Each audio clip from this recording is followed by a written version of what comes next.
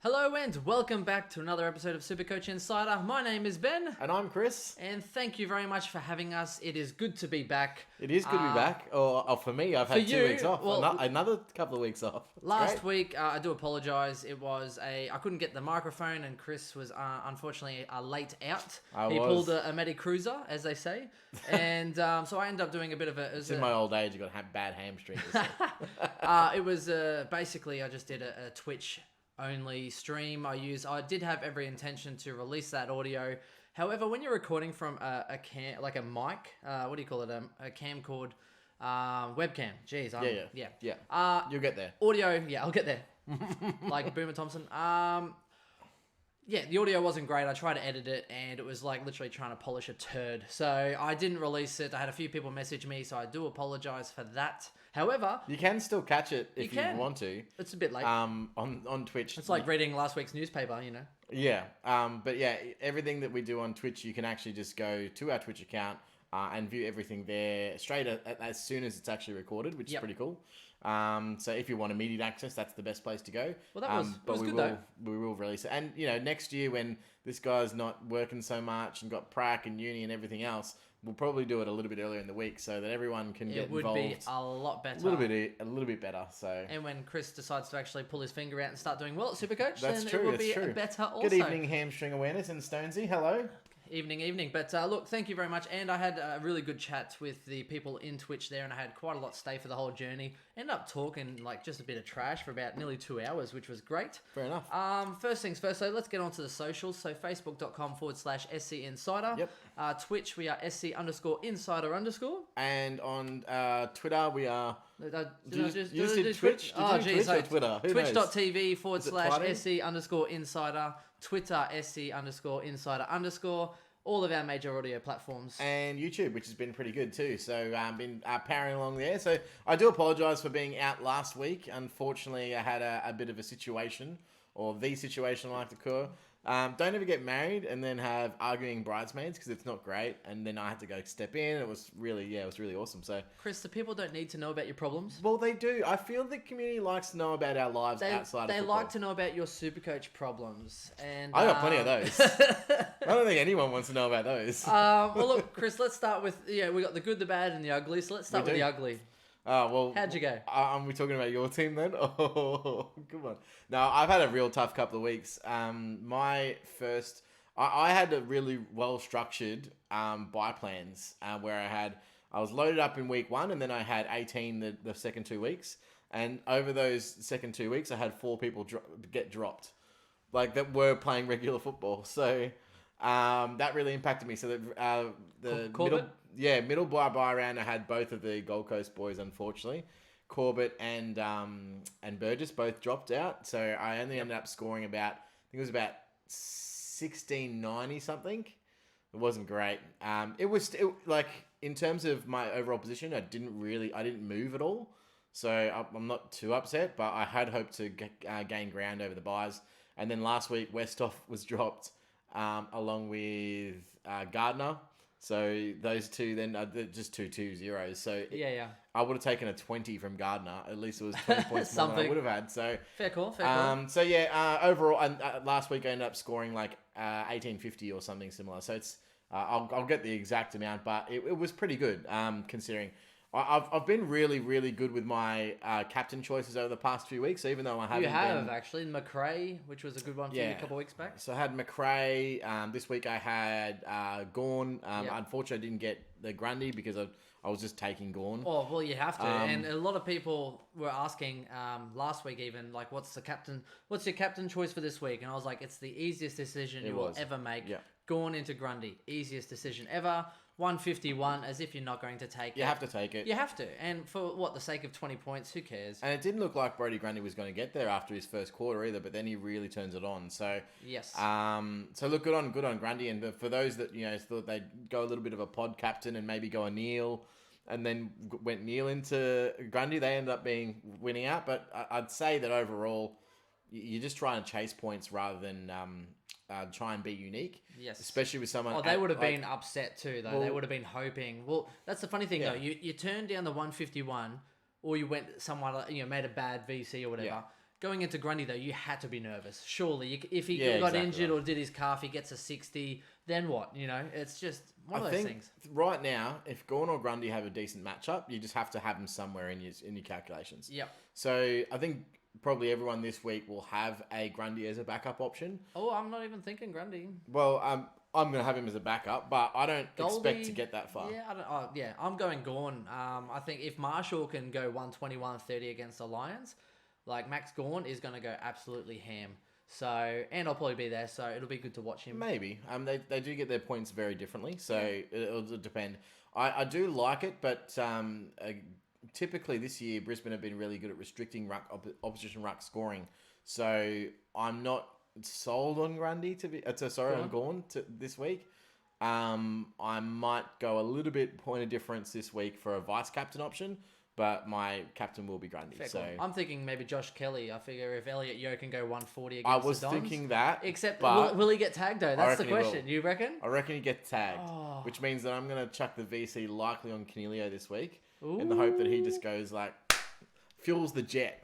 Fuels the jet. Fuel the jet. And then, okay, so you heard it here first. It looks like now Cornelia is going to get tagged because Chris is going that way. That's probably what's going to happen. So, thank you very much. It's funny though how I just gave Chris a little heckle just a little bit earlier, but the whole Corbett versus was it Dylan Moore? Yeah. Whereas I was adamant after a couple of weeks. I was like, I have made the wrong choice. Well, all signs point to All signs Corbett. Yeah. And I was like, I had made the wrong choice, and then literally miracles as you have it. I thought I was going to have not even 18. That's what maybe, happens when you score 10 points in an entire game of football. Yeah, I was sitting there thinking maybe 16. So Wingard went down. I was like, oh my God, maybe more can play. Plus, they're playing the Dons. I'm like, they could really use his pace and his fitness. Next minute, he's in. And literally, him coming into that side meant that I could actually trade in Bewley and play 18. So I've had 19, 18, and like 20 as my team. So, and I think I've probably averaged like 1900 throughout the buys. Went from 800 to 1200 to 580 and then 502 now, which is where I'm sitting at. Have you ever been inside the top 500? Is this the No, first? well, this is the highest I've ever Wow, been. Anyway, nice work. As you know, That's like good. most of mine was about draft and draft related or playing for league. So I usually had that long-term mentality. So I've been trying, and even now I'm really conflicted, Chris. At this point in the season, you're in a really good spot. Now, you're probably not going to be, top 10 or anything like that. Oh, I don't really care. But Give it you're a in a really, fingers well. crossed, you're in a really good position to crack the top 100. So And I have 11 trades that's what, before this week. So as I'm coming into this See, now what you need an injury crisis. Yeah, that's what I need. For major players. That's what I need. Because even you'll be able to cope through it. Yes, and people like Ben Ashton will not. Who has, Oh, I think he has like 3 trades. No, that's not me ripping on him. Fair enough. Maybe a little. Maybe a little rip. But some people that have literally flown, like we did last year, you kind of fly by the edge of the seat and you fly the flag and like fill your team and you hope for luck. And then we got unlucky last year. But Well, I think one thing that's happened that is sort of, how do I say this? I think impacted more than I thought it would is that the buys have been much later, which meant that a lot of people upgraded later. And now it's at the point of the season where you really should have a full upgraded team. But people held off upgrading early because of the buys. So it's really impacted the way that teams finish up. Some teams out there are completely upgraded already. I've actually got depending on what I do with my trades this week, I'll have 1 or 2 spots still on my field. So in terms of rookies, so I pretty much have 2. Well, realistically 3 because Smith's going. Yeah. It's whether I do it early or whether I do it later. They do have a good run coming up, so I'm thinking about pairing Smitty with Whitfield when he comes in. But even then, he's still averaging 85. So I'm like, okay, so if I get rid of Dersma, Smith's still averaging 85. He probably won't go well against Geelong. I accept that. But they do have a good run coming up, so he could kind of spike a little bit and then move him on if I need to. With Wayne Miller out this week, and he could be out. We haven't got a confirmation on Miller yet. So I have thought about holding Smith for a few weeks to see how he comes through. Yep. Because a lot of people have already traded him out, which makes him a little bit more unique. He does have a high break even though, so if he doesn't hit a ton, you're going to be losing cash, which is sort of that's the risk you're going to take this week. But his break even should reset after a couple more. The other thing is there's 2 guys on the bubble this week that both should be in most people's sides. Yes. In Paddy Nash and Griffin Logue. Yep. I jumped on the train early last week with Griffin Logue, and I got. I his know. nice I thought you were 103. stupid, along with a lot of other people, but not stupid. But Just watch if you need it. Just from watching the first game, the role that he's playing and the way that he peels off and takes intercept grabs is awesome. And he did the exact same thing this week, and I think it's going to impact Ryan's output long term. So I don't think that Ryan could potentially. He's not going to really go down. His high games aren't going to be there. So when Ryan gets his 140, 150s that he's had this year, I don't think there's going to be as many of them moving forward if Logue continues to play the same role. So that's good for Logue, bad for people who got in Ryan, but also this guy. I got in Sicily. So, I mean, they're both, you know. Oh, jeez. So that's been a bit of a ride anyway. So we'll see funny. how that plays out. I've stolen a couple of tweets and stuff this week, Chris, just from Ben Ashton will probably take a testament to that. But the Alistair Beveridge. Yes, of course. I thought that was hilarious. Wasn't creative enough to make that up on my own. Had about 70 likes on Facebook and about the same on Twitter. So For I was that like, photo? Yeah, that was good. No, that was just literally Alistair Beveridge. Like, that was it. And then the Nuff Said photo I took as well, and that had a lot of likes as well. Not sure what the Nuff Said one was again, but no, that's right, the crowd. And what's awesome about the community is that the person actually sent a message through.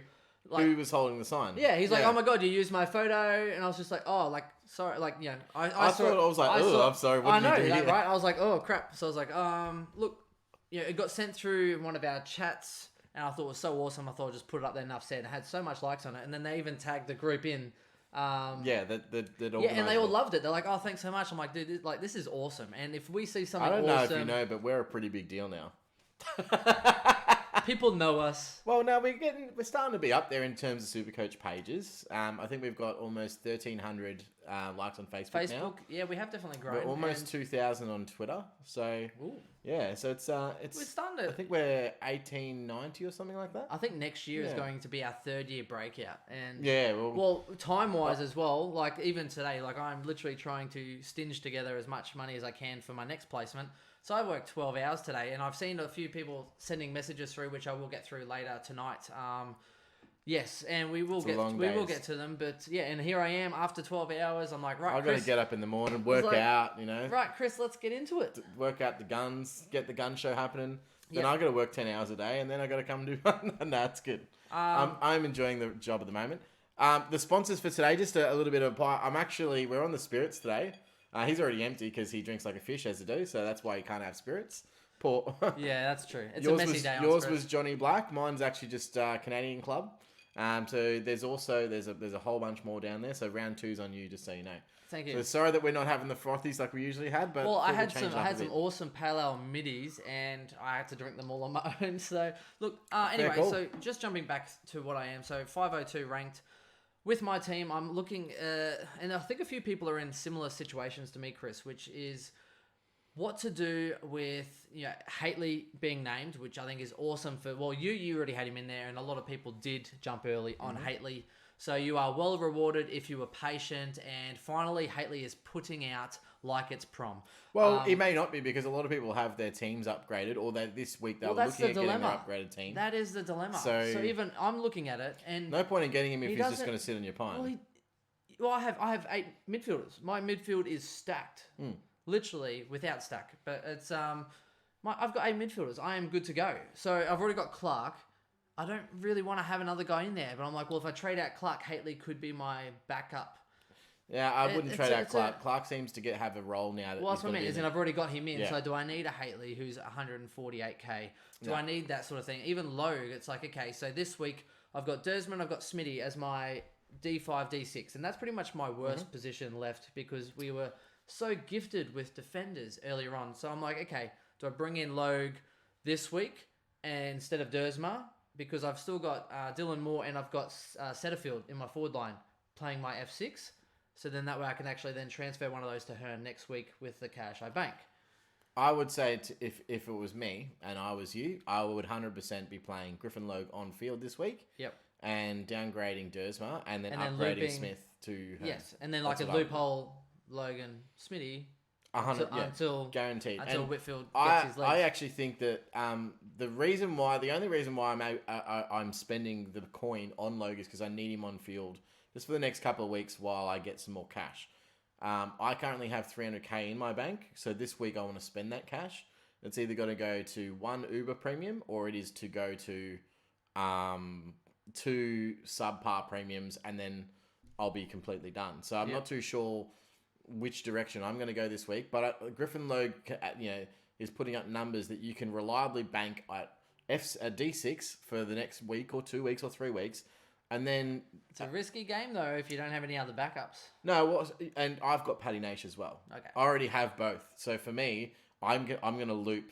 I think it's Nation to Logue or vice versa. That's a good strategy. So best of both worlds, which is really good there. It's a bold strategy, Cotton. Yeah, let's see if it works out for him.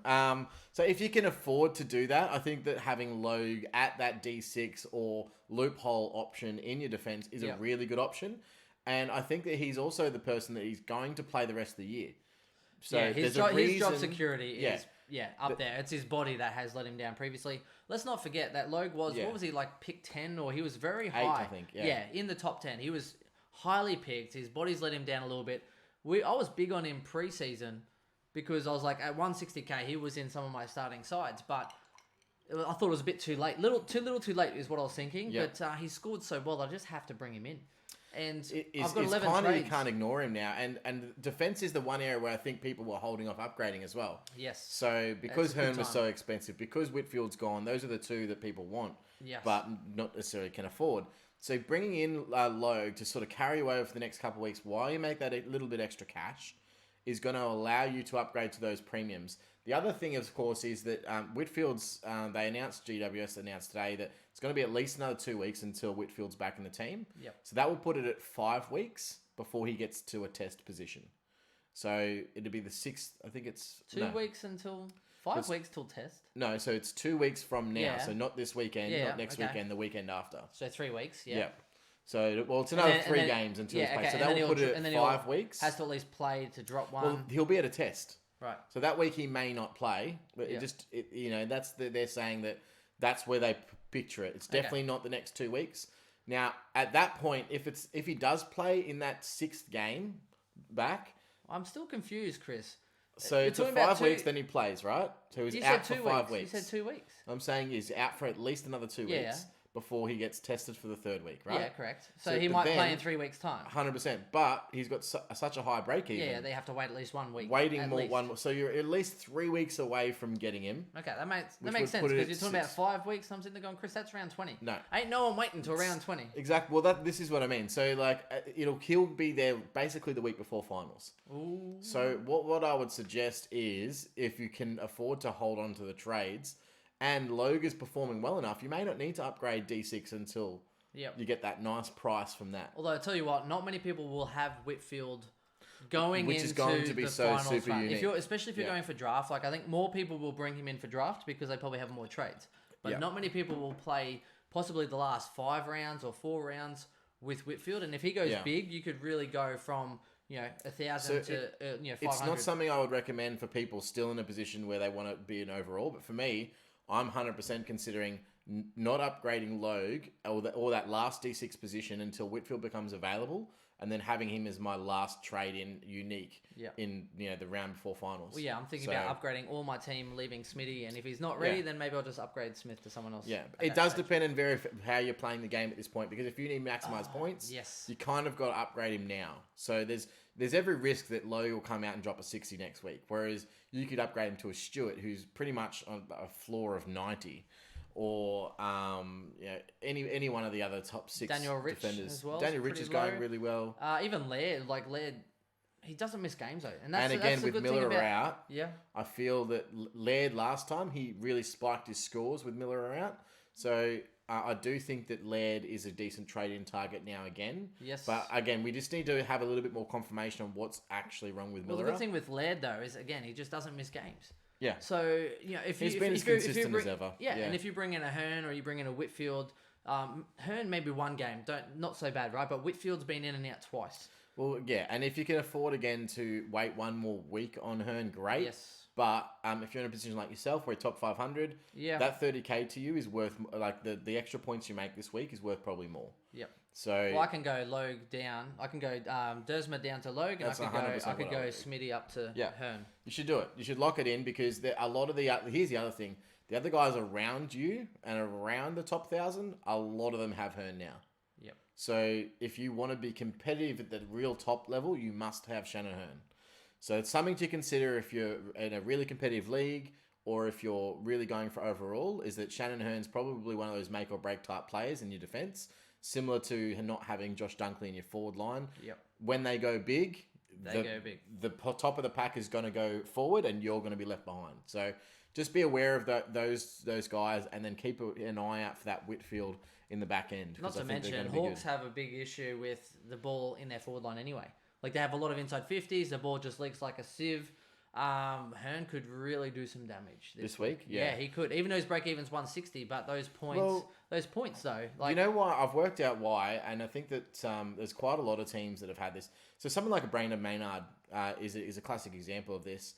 The new kick-out rules that we mentioned at the start of the season, generally speaking, it's the teams that kick long from a kick-out that have really gained points in terms of overall average. That's fair. So you look at someone like a Shannon Hearn, he never kicks it short, ever.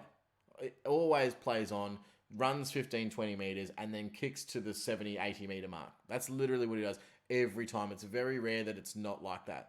Someone like Brandon Maynard from the Pies, same thing. So he's increased his average, I think, to 85, 86. And he was a perennial 70 average player. He never kicks it short, Chris, and you know why? Because he can't kick. He's not a very good short kick. Well, I guess if you start missing it, because it would hurt his average. Oh, Hearn. No, Hearn's a great short kick, but I was talking about Brandon Maynard. Oh, sorry. Now Lloyd, on the other hand, I don't know how many times you've seen this, but So many. He'll run out and he'll handball. I'm like, mate, you're killing me here. Unless you get the handball you're killing receive. me, Petey. You're killing me. Unless you're getting the handball receive, I don't want to see that from you, buddy. I know you're going really well, but I want more. I want more. A sneaky VC on Lloyd this week. Ooh, Would you do it? Nah. He has pulled out 170s before, Chris. I don't think he's ever hit 100 against Gold Coast before. Ugh. Yeah, I saw that. Maybe it was Fantasy Freako that tweeted that this week. Ugh. Nah, I'm not interested. Okay, well, shout out to you, Fantasy Freako. Just saved me a sneaky VC. If I'm not going Kelly, I was thinking Lloyd for a bit of Parker difference. would be if I you had Parker. He's so that's the one. expensive, though. Like, Nah. you just think about... I would never advise anything with Parker ever again. Quick little shout out You know to what's some annoying of our... though? You know what's annoying? Like last When year... people interrupt you? Yes, Yeah, it is annoying. That is annoying. Yes, it is. But you know what is annoying? You know last year I had Parker and I was so excited to And have he burnt Parker. you big time, And he yeah. burnt me big time. But You're just a year late. realistically, you know what you're getting with Parker. If he's playing in the midfield, he's going to score bulk points. But Yes. last year he wasn't doing that. He was playing a lot more That forward. He was doing the Heaney. He was basically playing out of the pocket. Yeah, and so this year they've said, nah, we're doing that to Heaney because he was injured. Well, and Franklin's injured, so Heaney, catch you later. Yeah, it's tough. It's a tough world, Supercoach. Let's get on the Heaney train because guaranteed it's probably already in the questions. Sydney have one of the best draws coming up. They have some of the easiest opponents as far as winnable games. Even Heaney, like, yes, it's a luxury trade. If you have everything already sorted and you want to get rid of Heaney for a point of difference, go for it. If you have trades up your sleeve and you have 10 at the moment or 11 at the moment... Push him to F7 if you can. Finish it and then push him, right? But here's the thing. They have such an easy draw coming up that he could still score you 90, 95 average. Playing in the forward line. Playing in the forward line. It's not that dire as everyone would suggest. It is not that dire. He's still, I think, the 16th highest averaging forward. So when at the start of the season we said he was basically a lock for top 10 forward, he's not that far away. And I think a couple of those guys actually are just one-game guys anyway. Yeah. So... And realistically, I mean, Caleb Daniels like literally a 40 away from tanking out. Yeah, well, and Marshall. he's not the worst pick you've ever had, but no, he's not. He's definitely not lighting up the track like we hoped. Frustrating at times, but he's not killing your side. Well, something that's interesting that I when I was listening to the Supercoach Elites podcast is that besides Bretta being back, which was a little that was bit funny. hilarious. It was more funny. Bomp was just losing it. I cracked up big time. It was more funny just him firing up Bomps than it was actually him being back. That was good. Anyway, shout out to you boys. But yeah, so something that they said that I really took an interest of was that basically every single forward that is scoring well this year is not going to be a forward next year. Yeah, that's But pretty well true. Heaney's still going to be there. Heaney will be there. Heaney's still going to be and you'll still get him. Guaranteed, he's going to be my like, starting squad again. He'll be like that ex-girlfriend Round that's 3, like... let's do it. That ex-girlfriend be like, hey, I'm in town, want to catch up? And you're like... But his hair's so good. Yeah, it's just so blonde. So luscious and what is and this, beautiful. Twilight? It is. Sorry. So it's just an interesting... Chris? Yeah? While you read the comments questions? section, let me just go through the leagues that we do have. So I don't know about our second division. And I'm dragging all the leagues down. You are dragging Div 1? Yep. So Div 1, we are ranked... I'm still going to make the finals though there. We're ranked 88th. In That's Div all 1. right. That's so all right. that's pretty good. And you'll make finals in that one, but Having you won't, said that, you won't make it in... Is it 001? My starting Stonesy? squad now is Stonesy, a lot better. Which one is it, Stonesy, that Chris is It's last in? 001. Yeah, 001? I've even got to register to win then. And they're not even ranked that well, 001, so that's funny as. On my key leagues, I'm actually still on the borderline of making finals in every single one of them. Chris, you missed So I out just need to go on a bit of a run. We had a really good laugh with the Westhoff being admitted last week. It was pretty good. It wasn't really that good. It was pretty good. It was pretty good. It's just it's ironic that the comparison. Well, I had a joke that it probably, even though I had a 0 on field, it probably only cost me 40 points. So that's fair. He actually played really well the week before. It's like it's a double Gardner. What's really frustrating is obviously Dixon comes back and he's straight out of the side. However, and I don't know what I'm going to do this week. Yeah. Well, because and how nuts did Lysette go? Oh yeah, absolutely nuts. Huge. Yeah. Well, literally, what's he went so interesting- huge you could see his nuts. Yeah. He went massive. He did go big. What's interesting to see is what will happen this week because Dougal Howard and Carl Amon are both out. So gone. Amon's a winger. Dougal Howard was playing out of the square as a forward. So it's a bit unlike Port to play dirty though, isn't it? I don't get it. Amon. No, they got suspended. Oh, did they? Yeah. Is that why they're out? Yeah, suspended. I didn't even realise. Oh, Chris, catch up. Sorry. I thought they were injured. So it's just 1 week. Although, funny enough, I put out a little post being like, again, another one I stole. Thank you, Ben Ashton. About the Perth, so even the WA, so they put out the paper and it was like McGovern guilty, Walters not guilty, and the chair not guilty. And I was like, oh, that's weird. I didn't know Western Australia had a salt mine. And someone's like, yeah, they do. And like sent me the link for a salt mine. I was Yeah, like, I know. That's so awkward. I did not know this. Anyway, so Twitch number 1 is ranked 157. 002 is ranked 140. And 006 is ranked 120. So we have quite a few sides up in that top echelons, which is really promising, listening to my advice instead of Chris's. So, just because I want to have this conversation, and maybe the public can help me out here as well, because I'm in need of help. Even though I feel like I'm more than equipped to handle this question, I need your help as well. Oh, geez, don't ask me. So, my option this week, this is what I wanted to do. I was going to go Smith up to Hearn, and then I was going to trade Westhoff to... Monday. Right? Now, 3 weeks ago... Is it Monday? 3 weeks ago, Monday was like one of the best Supercoach propositions in the forward line. And now he is not. Now he's not. And now he is not. with the news that Walters got off, I was thinking he was going to get more mid-time. What's happened that I've seen is that the longer that Connor Blakely has been in the side, the more centre bounce clearances he's had. That's fair. And well, the bigger his fitness gets up, and then he starts to play more inside. Which is what's happening. And I noticed that in the last quarter, when the game was on the line last week, Connor Blakely was the one that they put in the middle. Yeah. But not only that, they've got Logue now in defence as well, so they don't need Blakely, Ryan, and Logue all trying to rebound and get that ball. So Mundy just gets put in that forward line, sort of on the shit list. It's put me on a little bit of a question mark as to whether or not I can trust that Mundy will be able to bounce back to his previous ridiculous scores, 130s, 150s, etc. Maybe some injuries. Yeah, that's what I'd be making that trade, banking that something will happen to Walters, which always does anyway, or something happens to Blakely, or something happens to Fife, and then it opens the door and he all of a sudden starts banking 120s every week again. Why don't you just wait a week, get Hawkins, and just double down on your Charlie, on your Cameron and your Hawkins? What I'm Hawkins? probably going to do is wait a week, because I do think that Westhoff will get named tomorrow night. Ooh. And then I get to see how he's going to operate in a team with Dixon, which is what I wanted to when I actually got him. Yes. And then I'll be able to evaluate. So I'm probably going to wait. I think they have to name him. Yeah. More because he's so flexible with his roles. They can just play him down the wing. They can play him floating defense. They can play him as that extra forward. He's so versatile, Westhoff, that I think it's kind of like, hey, look, give him a bit of a rev up sit on the sideline for a week, rest your old bones, and then we're going to give you an opportunity, and maybe he will play like it's the last meal he's going to have. Yeah. Which would be good. And maybe Haitley will play like he needs to keep that meal because he doesn't want to play seconds. He wants to earn his dollars. The other thing, so I'll probably still then go Smith to Hearn. Yeah. Which will leave Logue at D6.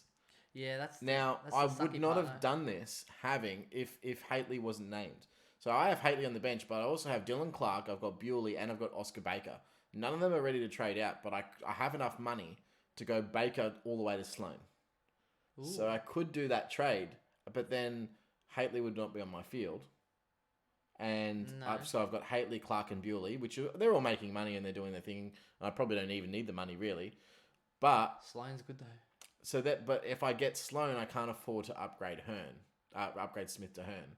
So it's either play Haitley on field this week and have Smith on field instead of Hearn, or upgrade Smith to Hearn and then play Haitley on field this week. So it's pretty much like Smith and Sloane?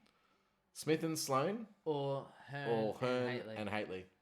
Oh, yeah, that's tough, isn't it? Hearn and Haitley, surely. Well, it's a tough one though. I see it's a tough dilemma. That's a really tough call, Chris. Yeah. And I can't even loophole anyone because Haitley plays tomorrow night. No. I don't have any zeros on my midfield bench. You won't know. It's funny because I've been ripping Chris for weeks now since I've been doing well, which it's the perks of doing well. But at the same time, like I've tried to say it a couple of times. Next year you're fucked, man. Oh no. I've tried to say it a couple of times though, but like I still believe that you are the better standard player. Oh no, I don't think so. I think it's all. I think this game's a little bit of luck combined with we help each other out. But our starting squads and our structures were It's just trading during the year, injuries that happen to the other side. Couple of people you bring in, but even I had Robbie Gray as my F3 at times. I also had Billings as my F3 at times, trying to stinch in the forward line, and I ended up taking a risk on Dunkley. Yeah, and it was more because I looked at his back end of the year and I was like, Dunkley's the big one. If he goes big, he could be awesome. And if he doesn't, then I hope that his role changes, And even at the start of the year, I wasn't looking case in point, one of our followers who's actually a top fan on Facebook, I realised that top fan is a thing now. Yeah. So that's pretty cool. We've got top fans. All the Marshall tweets. He literally had the exact same team me to start, except he had Dunkley over Gray. And he's now ranked 1800. Is he? Yeah. How is he ranked 1800 with a side that gorgeous? Well, his last two trades have only just got in, so he's now completed. Right, but his side's completed. I'm ranked 500. So he went double down, I think, last week and then double up this week to get to complete his side. Is glorious. Yeah, it's great. It's a really good side. Glorious. And well done, Brad, out there. Yeah, and I think that he'll be... Yeah, he's already a fully complete side, which I think a lot of people will be. And good, too. Like, it Sicily, like D6... Everything looks awesome. The only one he really doesn't have is Whitfield, which he doesn't need right now. No, he's got Cunnington, he's got heaps, and he's still got 6 trades with a full side. He's got bench players on every side except the forward line, which might be a little bit of an issue down the track. He's got 6 trades. Trade him out. But, yeah, good on you for getting that well with that many trades. Yes. Chris, just want to have a look at the chat. What we're going to do, we're going to save all the team-related questions to the end, so that way, if you don't want to listen to everyone and our advice on specific teams, then you can just stop listening. There are a lot of questions, so it's going to take us a while. And that's fair. But look, we'll have a see if there's any banter. We'll jump in at the end. We will go all through the questions. We'll start with the Twitch first. I think that's fair. Then we'll go to Facebook. Then we'll go to Twitter, and that will be more of a case-by-case basis where we will. And it is an important week, so we'll try not to rehash stuff that we've already gone over, but we will try and. I think the worst part is that people are tossing up between 4 or 5 premiums, and it's like, who should I get? Yeah, and we can just rate them, really. I think that's probably a good idea to do. But we'll start off with Stonesy, who obviously said last week was your best work. So well done to you Stonesy. from Stonesy. Thank you.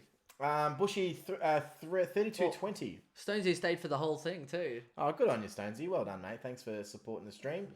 Bushy 3220 says, kicking back with a couple of frothies with the Chromecast on TV. Hey! How big is our head on put a visual representation. Chris, your head's always big. Oh no, it's unfortunate. It's unfortunate size. Frothies, how good are the frothies? I'd love a beer right now, Chris. That's true. Well, you know what you could do? You could go downstairs and get us another round. I will. When you neck up, you parrot. I'll neck up, hold on. Oh geez, keep the ice for you. Anyway, keep on trucking. I'll head on through these ones. Thank you very much, sir. So Luke 22H says, want to go Two down. Wait. Want to go two down. Should I get Logan Nash, Logan Hind, or Logan Haitley? The rooks I can trade are Wilkie, Ainsworth, and Atkins. I would say Logan Nash are probably the best ones because at this point in the season, you're really looking for two things. I mean, cash is great and all, but job security is much more important because you're probably not going to be trading them out of your team. If you do, you might trade one of them. Out of Nash and Logue, that's probably, you've got really good coverage. You can pick either, and then one can go later down the track. If you trade in Haitley, unfortunately, I don't think his job security is great, even though De Boer was the obvious out, and he's out for up to 4 to 8 weeks, I think they said.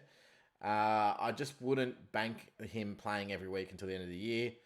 I just don't know, and his job security has been iffy all year, so to me, it's not there. Hind, in my opinion, is probably another trap. In the mould of a Robbie Young. I can't see him scoring well regularly. He's kicked 3 goals, which were all good goals, and I think he's a good future player.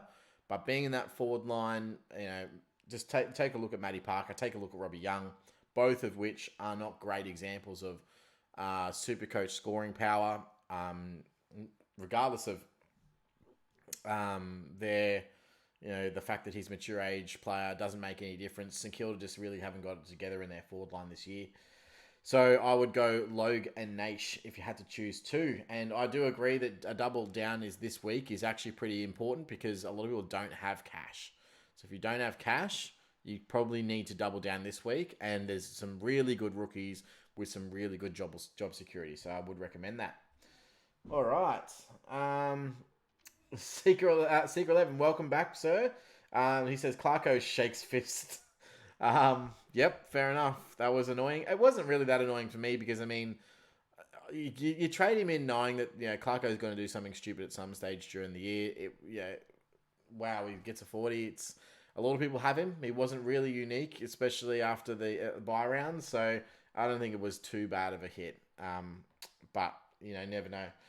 Binger Carroll says, thoughts on the double downgrade? Yep. Okay, so Hall to Logue. Yep, good work. And Scott to Hind. Oh, well, if you've got Scott, any money is money. I'll have 446k in the bank. My plan next week is to double upgrade with Setterfield and more to be upgraded. Look, any way you can get Scott out of your team's a good way to get Scott out of your teams. He actually injured his foot. I think he's got a stress fracture and had surgery last week. So I'd be surprised if he came back at all this year. So you just got to get rid of him. He's not coming back into your team. So if Hind's the only way you can do that, then at least you've got a body on the field instead of nothing. So it's not necessarily a bad idea, but I wouldn't be banking on him for scores. I wouldn't even be loopholing him really. It's just a warm body that can generate you a little bit of cash on the side. And if you happen to get a situation where you have an injury and needs to play a week, then maybe he can provide you with a little bit of points cover. But I wouldn't be banking him for anything on field, that's for sure. Jack Collins says, do you think Logue is just doing Logan Austin from last year? Has not averaged anywhere near those numbers in the waffle. Yeah, you got to remember that the AFL is a very different system, and either you thrive or you die in the AFL. And the way that the reason is structures. So in the waffle and in other leagues, they don't necessarily play with the same structures or game dynamic. The speed of the game is completely different. There's a lot more hustle ball or dirty ball that goes into the forward line, which means they can get picked off a lot easier. So depending on what his role is in each, it may be completely different.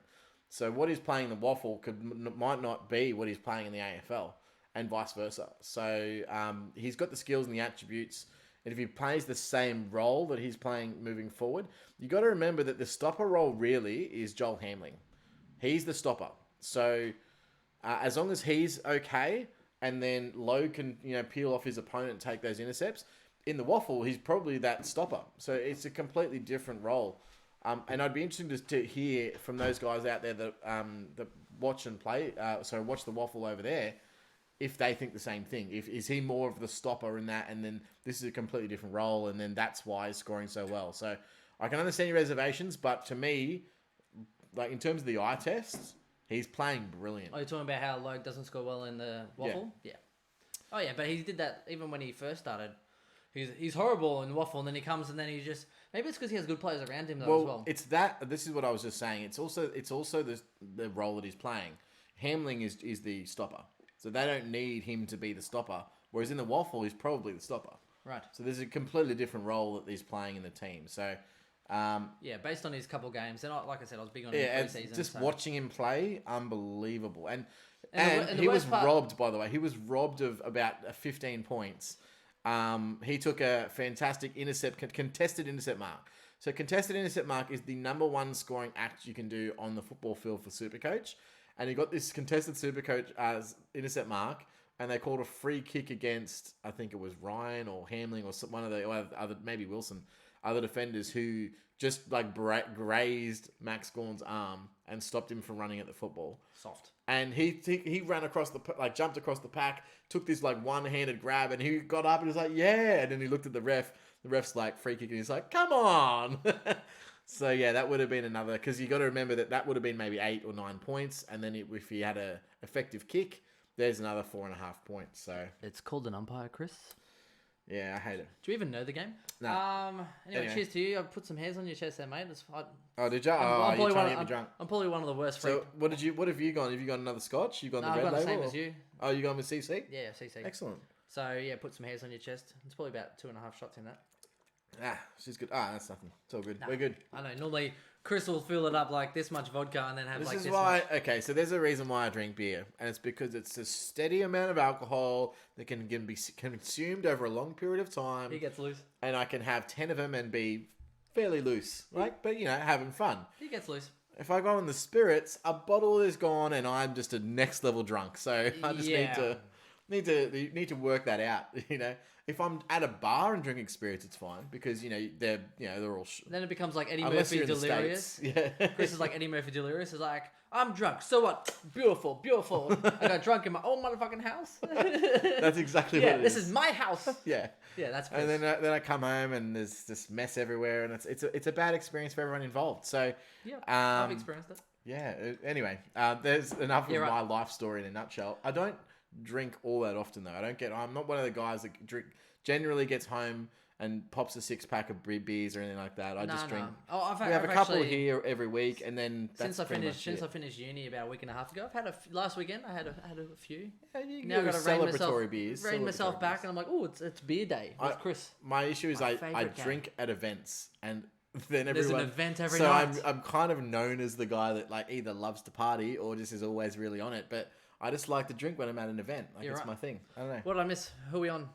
We are up to Being a Carol said, have you read the article about the ins of the Giants about the 3 inclusions? The Giants have done a funny message for Hately. Oh no, I haven't. All right, we might have to. Funny message. Thanks, Binger. Thanks for joining in again, mate.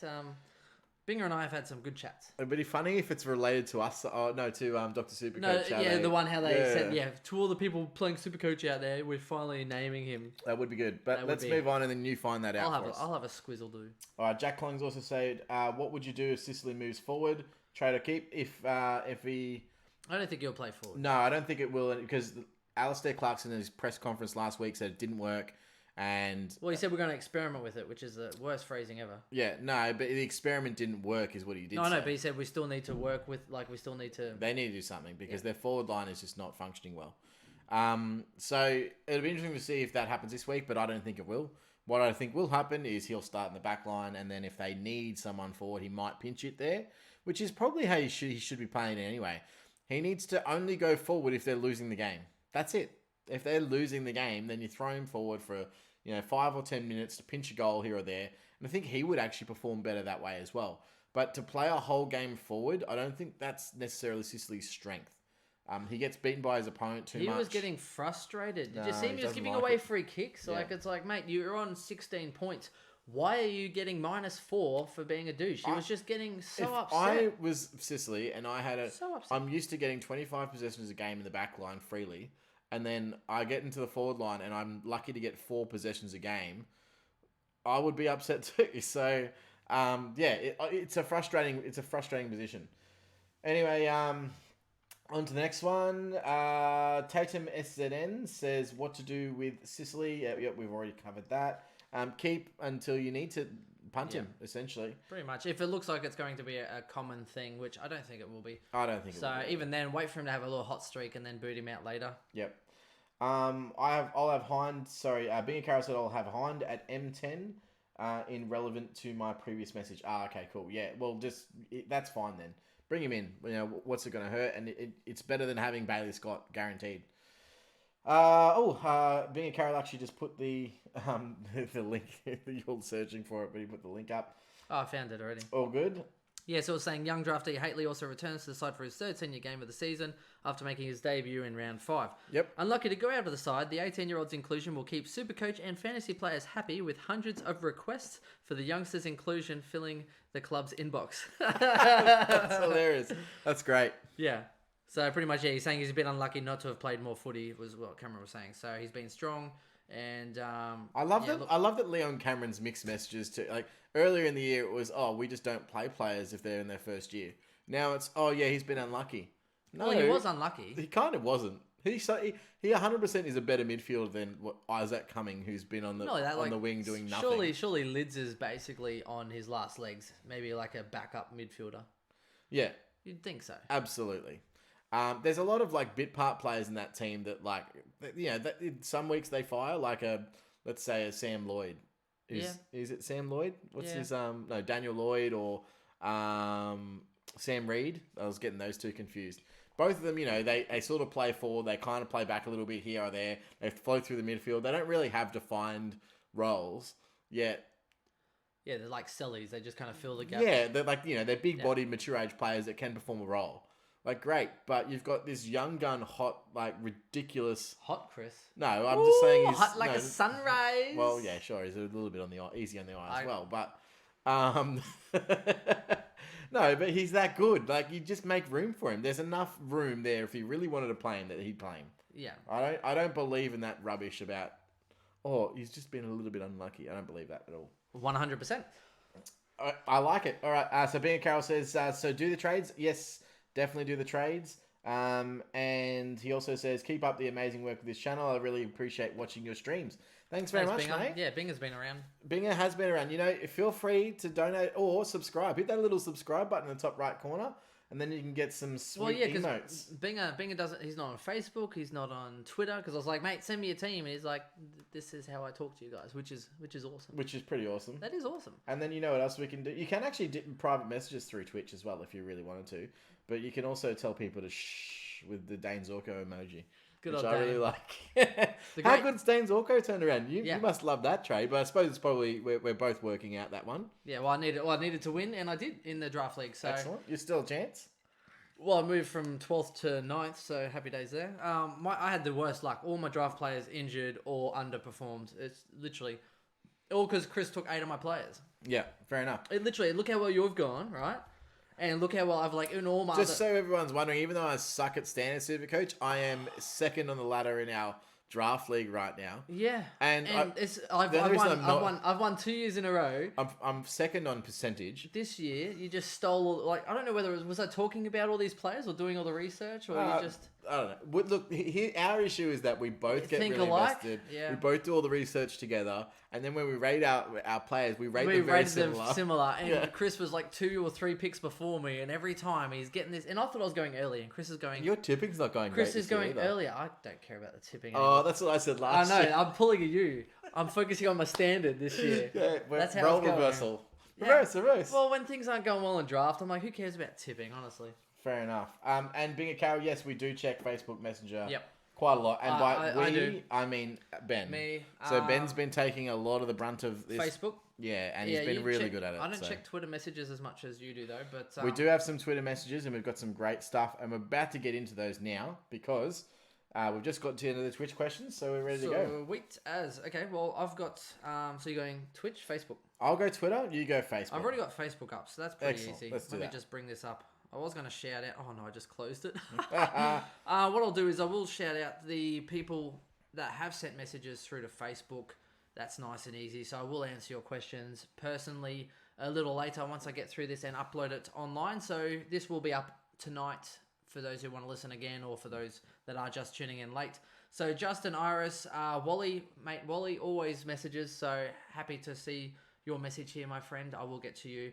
Ashley Davis as well sent me a message this morning when I was out on the road.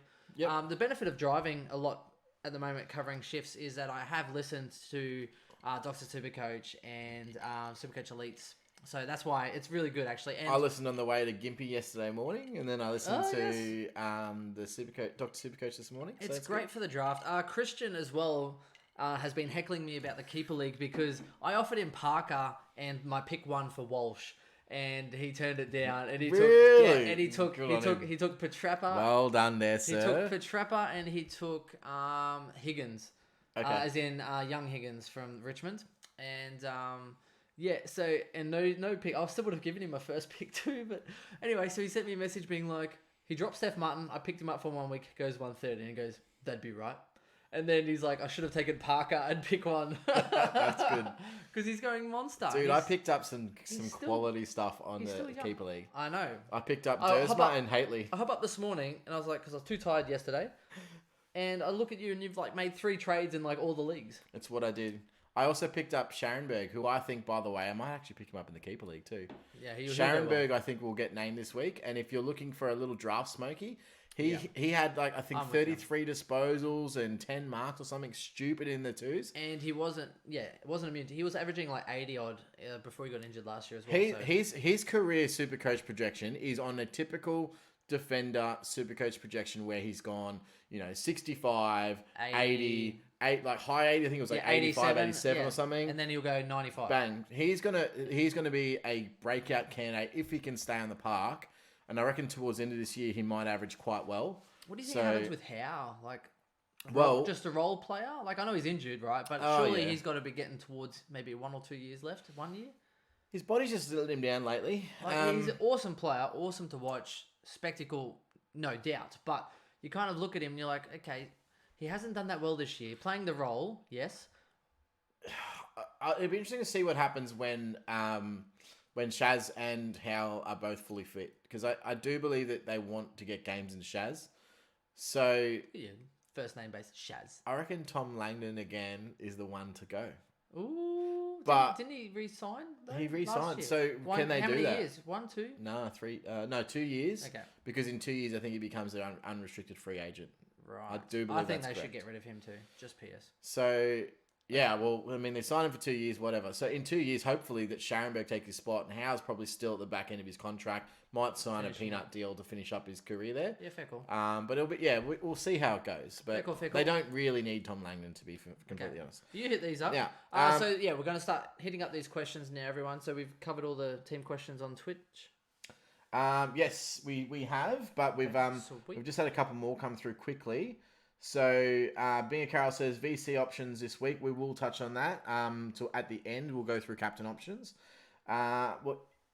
Kenjo1 says Danger into Fife. That's an option. It's definitely a good option. Danger and is he a also great says, option Chris, too. you still got Westhoff, and I definitely do. He definitely does. But I might be trading Who says him. that? Kenjo1. Kenjo! Nice, Kenjo. Anyway. Keep him honest. On Twitter, from Dean Bushell, we had an inbox from him. He said, looking forward to having a few beers while watching. He actually did mention earlier today. Awesome. He said, yes, is that the Frothies? Yes. Bushy. Hey, Bushy, mate. Nice to see you.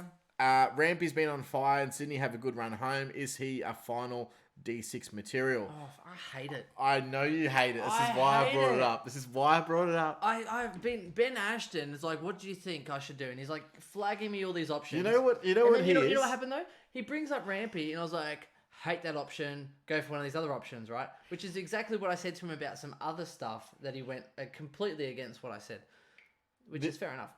He's the Rampy of the both. Well, he brought in Hooley, and yes, Hooley's still going well, so I guess you can't complain in there. But and then Rampy. Rampy was averaging 86, goes well for 2 games, and all of a sudden, oh my god, it's Rampy. Like, yes, I have a good draw, but Rampy's going to bust a stinker, and I can't wait to laugh my fucking ass off. You know, this is exactly what I said about Marshall. And yeah, but I wasn't that strong about Marshall though. Like, I kind of laughed. You were. I was very strong. I laughed in the background. I'm now regretful that I didn't pick up Marshall when I could have cheaply, but I wasn't that strong. I was laughing. I was on the coattail of you with your strong opinion. But Rampy, oh my god, like not even draft relevant most years. He's still going. It's crazy. Not even draft relevant most years.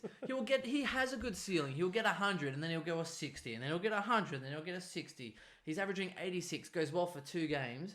They're just lucky that he had so many frees and kicks and long kicks last week lucky that they're versing the Suns. Yes, they have a soft I think draw. it's more than that. I think that their He's- backline's changed. There are Yeah. a lot of players in that backline that aren't there anymore, such as Heath Grundy, who used to take a lot of intercept possessions from their backline and a lot of intercept marks. So Rampy sucks.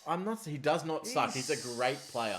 He's a great AFL okay, player. Sorry, okay, hang on. Let's not word this in a way that bullies him. Okay, he's an amazing AFL player. Rampy sucks. So I just can't do it. I cannot do it. I just can't do it. He has burnt me too many times in draft leagues to even consider him for a standard. No. I actually don't hate. Look, all I was saying this. He's passing the eye test right now. Would I invest 500k into him when there's other options that are cheaper? No. 450, maybe worth a punt if you're so 400. stinged. Seriously. What's What's he climbing to now? 550k? He's had 3 good scores in a row. Yeah, so what? So what? He's had about 10 bad scores as well. I'm not saying he's going to be... Don't do it. For the love of God, just listen to me for one time in your life and do not play Rampy. I swear to God. Fair enough. But I'm not saying it's a great, If you're fantastic if you're in the top 500, do play Rampy. Dude. Look, the problem with Rampy traditionally is that he can play tall or small. So when he plays on a small, he doesn't get the chance to play that sort of cutout, loose intercept defensive role that he has been playing when he plays on the talls. So because he's been playing taller, he's been taking more intercept marks. He was the lockdown though on all the key And forwards. exactly right. He plays Tex Walker. Rampy's on Tex Walker. You get Hawkins. Rampy will probably standing there on him. Now he's playing a little bit taller. He's not having to play lockdown. He's playing a little bit more intercept, and he's got a little bit more freedom in his movement. Yeah, Plus, the way that they're playing, he's generally a lot of the times he's one out defensively against one player. He did that 3 years ago, Chris. You know what he averaged? 85? 87.5. That's decent. Yeah, 3 years ago. That's not terrible. Anyway, I don't think it's as bad as you're saying. He followed it up with like a 70 average, a 75 average. But what I'm saying is his role average. from now until the end of the year could be consistent enough to be considered not top 6. He's not a top 6 defender. It's a poor but man's... he might be, say, edging top 10. It's a poor man's Lloyd. And no matter how much there's just better options. Tom Stewart's a better option. No matter how much... Oh, and 50k cheaper at least, surely. No. Rampy has to be like 550 now. I'd say that they're almost the same price. Nah. Almost the same. No. Stewart was like he was about 500 flat. There's no way he's spiked 50k. Rampy's gone up big time, and I'm going to prove you right. You go on with your Twitter, my friend. I am too worked up. You're worked up? I am jacked on Mountain Dew. I'm all dacked up on Mountain Dew. Well done, sir. Rampy. There's not many more people. I have liked him in the past, but Chris, I'll tell you what. Just don't do it for the love of God. So Seeker11, who is on our pod right now, so thank you, Seeker, for joining us live. He said if Haitley is named, still a big if. Well, he now is named. He is. Is it even worth getting him in? Will he play more than one game? How does he stack up against Logue? To get Logue would mean Gardner and Young as my forward bench at this stage. I don't think you're very alone. There just really hasn't been any decent forward rookies that have come through. No. What is it? Kavara? Kavara? Yeah, Ben Kavara from the Dogs. I actually think he's close. Okay. Again, you probably don't have to wait that long because Cameron from the West Coast Eagles played really well last week, actually. Until Rioli comes back, and then what? Well, I mean, he scored a 69. He's a mid forward, and he's 117k. The one thing is, the problem with him is, I think he's probably more beneficial to you depending on how your side works in the midfield, so that you've got that mid forward swing towards the back end of the year. So I'm not necessarily sure that he's the answer to your forward woes either. But what are the chances of scoring a mil for 2 your first day out? A mil for 2? What? 69, Chris. A mil for 2. I see what you did there. So what are the chances? No, sorry. I was like, what the hell are you talking about? Okay, that was good. He looked good though. I do think he looked good. He looked really good, and he looked like he fit straight into that squad. So there is a forward rookie on the horizon. So next week we'll be able to have another look at him. Rampy's 542k PS. 542. I told you, because he went 138, 145 or whatever it was. I can tell you. Jesus. I'm just going off the top of my head. He went big 2 weeks in a row. Again, is big. Was averaging 86.5 or something along those lines for about 11 rounds. PS. Yep. So yeah, he went 135, 148, and then 100, and 100 before that. So he's 4 rounds in a row. But let me tell you, 81, 91, yeah, okay. 58, 63 were before that. His season hasn't been that bad. I mean, he's had 298 to 103, 87, 81. Oh, now he's rethinking. 91, 81, 100, 100, 100. Yeah, okay, right. Still, rampy. Anyway, so Logue is the one that you want. Even though you've got that bad bench, I think a lot of people do have that bad bench, especially in the top 1,000. So I wouldn't worry too much about it. If you're going to make that trade, though, make sure you got trades. Because if an injury happens in your forward line, you can't cover it. So you're going to need to just trade him out. Stewart's 494. I told you it's about 50k. That's a good effort. Well done, sir. Well done. So I think a lot of people who, like, for example, Brad Mason, who we mentioned earlier, great 6 forwards. He's got one of the best forward lines you can have, has no bench cover. So if anything happens to his forward line, he has to trade. Yep. That's from now to the end of the season. That's pretty much it. That's not a bad theory, though. A 2-week miss is enough to ruin your season. So you got to trade him.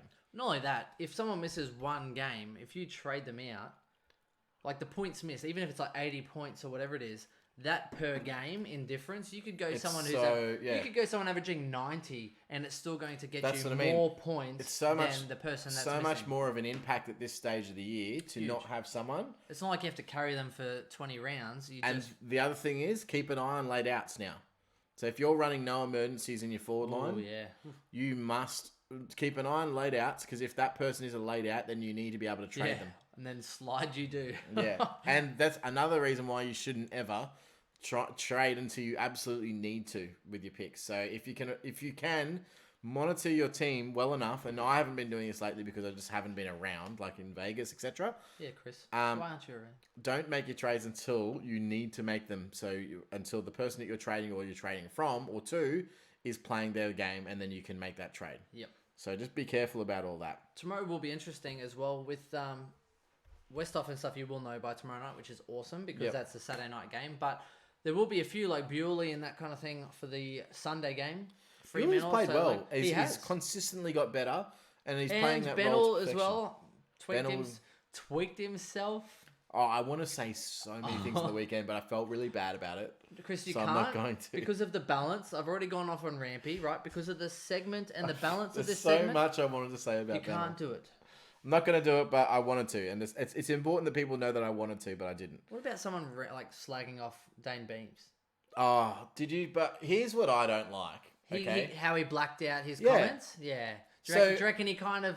Poked the bear? I reckon he gave it back to him, and then I reckon he gave it back, and then he says something. I don't agree with what he came back with. I'll give him that. Yeah, but... First one was banter that was like, oh, I'm drunk with the boys. Hey, I might just message old Dane Beamsy. And why... Blacking it out, though, it's calling him out with... Like, what did he say back? Yep. Like, what did he say back? If I was that guy, I would have published those screenshots. They've probably gone viral by now. He's deleted his account. Apparently. Oh, has he? Yeah, because everyone started trying to search for him. But suck shit. Yeah, I'm with you, though, because he posted it being like, oh, as if, like, why would people do this? Like, he called them out. Fair enough. What he said was unacceptable. However, what did he say back to him? And after that comment, what did he say out? Well, I don't see now. He's got right to say whatever he wants after that. Oh, for sure. Gloves are off. It could be exactly right. Gloves are off. I mean, Hately could give us a 0 star. The message in between is the one that I'm interested in. Like, what caused that guy to go, hey, I'm going to go to this degree, this level, which is not called for in any way, shape, or form, ever. Like, no one has the right to say that stuff. No. It's as bad as, the stuff that happened to Eddie Betts and, the racism stuff. It's as bad as that. I'll put it in the same category. Well, that's such a bad comparison, Chris. But I agree with what you're saying. It's a personal attack. Yeah, exactly. It's very it's below the belt. It's way below the belt. It's personal because it's personal to him and his upbringing, and it's also like with the Indigenous stuff, it's personal to their culture and their heritage and to their ideologies. Whereas the first one I can see, so there's obviously the rumors about Beamsy having a bet and blah blah, and nothing's been confirmed. But I want to know what he said. I think the bikies disagree, Chris. Well, no one knows. No one knows what that issue. No one knows except for him or his teammates that have been around. If apparently the rumors are true. But, I saw the rumors, and people message us rumors all the time. Yeah, for sure. But I love the rumors. I don't know we're not about to post a rumor unless we've got some fairly hard evidence on it. No, I don't think we've ever posted a rumor. I think one time and then we deleted it. I posted one thing which was rumor that apparently Buckley was sleeping at Pendle's. I just said apparently there's a rumour about some sleeping arrangements at Pendlebury's house, but I didn't. Which was pretty big at the time. Yeah. We did delete it. Anyway, so there's nothing in there, but yeah, that was really wrong. So I don't endorse it. I don't know why you would take it out of your time. Like, take a moment out of your time to contact a player for the game you clearly love. Yeah. To have a go at him. There's only one reason why you ever contact a player or someone in that role. It's to cheer him. Yeah, it's because you like him. You don't bring people down for no reason. That is just I can't understand that. I can't understand that. Sorry.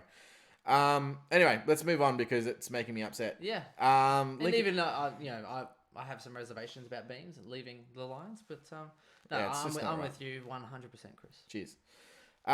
Lincoln Beggs says Logue as a D6 for a few weeks. Yeah, I do agree. Dersma or Hoare out first. I would say Hoare's probably just on break even. He's probably the one. Hoare definitely has a break even now, surely. But I also think that I think Hoare still outscores Dersma for the rest of the year. So do you go points over price, Chris? Well, here's the thing. Hoare last week seemed to be playing deeper. So I'm not sure. I see what you did there. What, Hoare's like it deep? Nah, I'm not sure he's necessarily going to score well for the rest of the year. And the first week when May was back, it looked like, he's going to keep scoring. His role hasn't changed, blah, blah. His role had changed. He just scored really well. Yeah. So... break even of 108 for Hoare as well. 423k. If Logue is your D6, you do not need to play Hoare anymore. I would trade out Hoare. Done. I'd go Hoare up to Hearn or something like that. Yeah, but if you're running the two, I don't mind like Dersma down and Hoare up or whatever. I would actually recommend keeping Hoare for a week over Dersma based on the scoring potential. Plus, they're playing Brisbane. Brisbane don't have the strongest aerial players in the competition. So if that ball comes in... Hipwood played good last week, though. Oh, yeah, right. But Hipwood, Hoare's not going to be playing on Hipwood, right? It'll probably be Stephen May or someone like that. I mean, Stephen May Hoare probably plays on McCarthy. Yeah, McCarthy played really well last week. He was taking hangers over everyone. Correct. But aerially, we're not the strongest forward line I'll give you that. In the air. So I would keep Hoare for that reason. Line. On the line.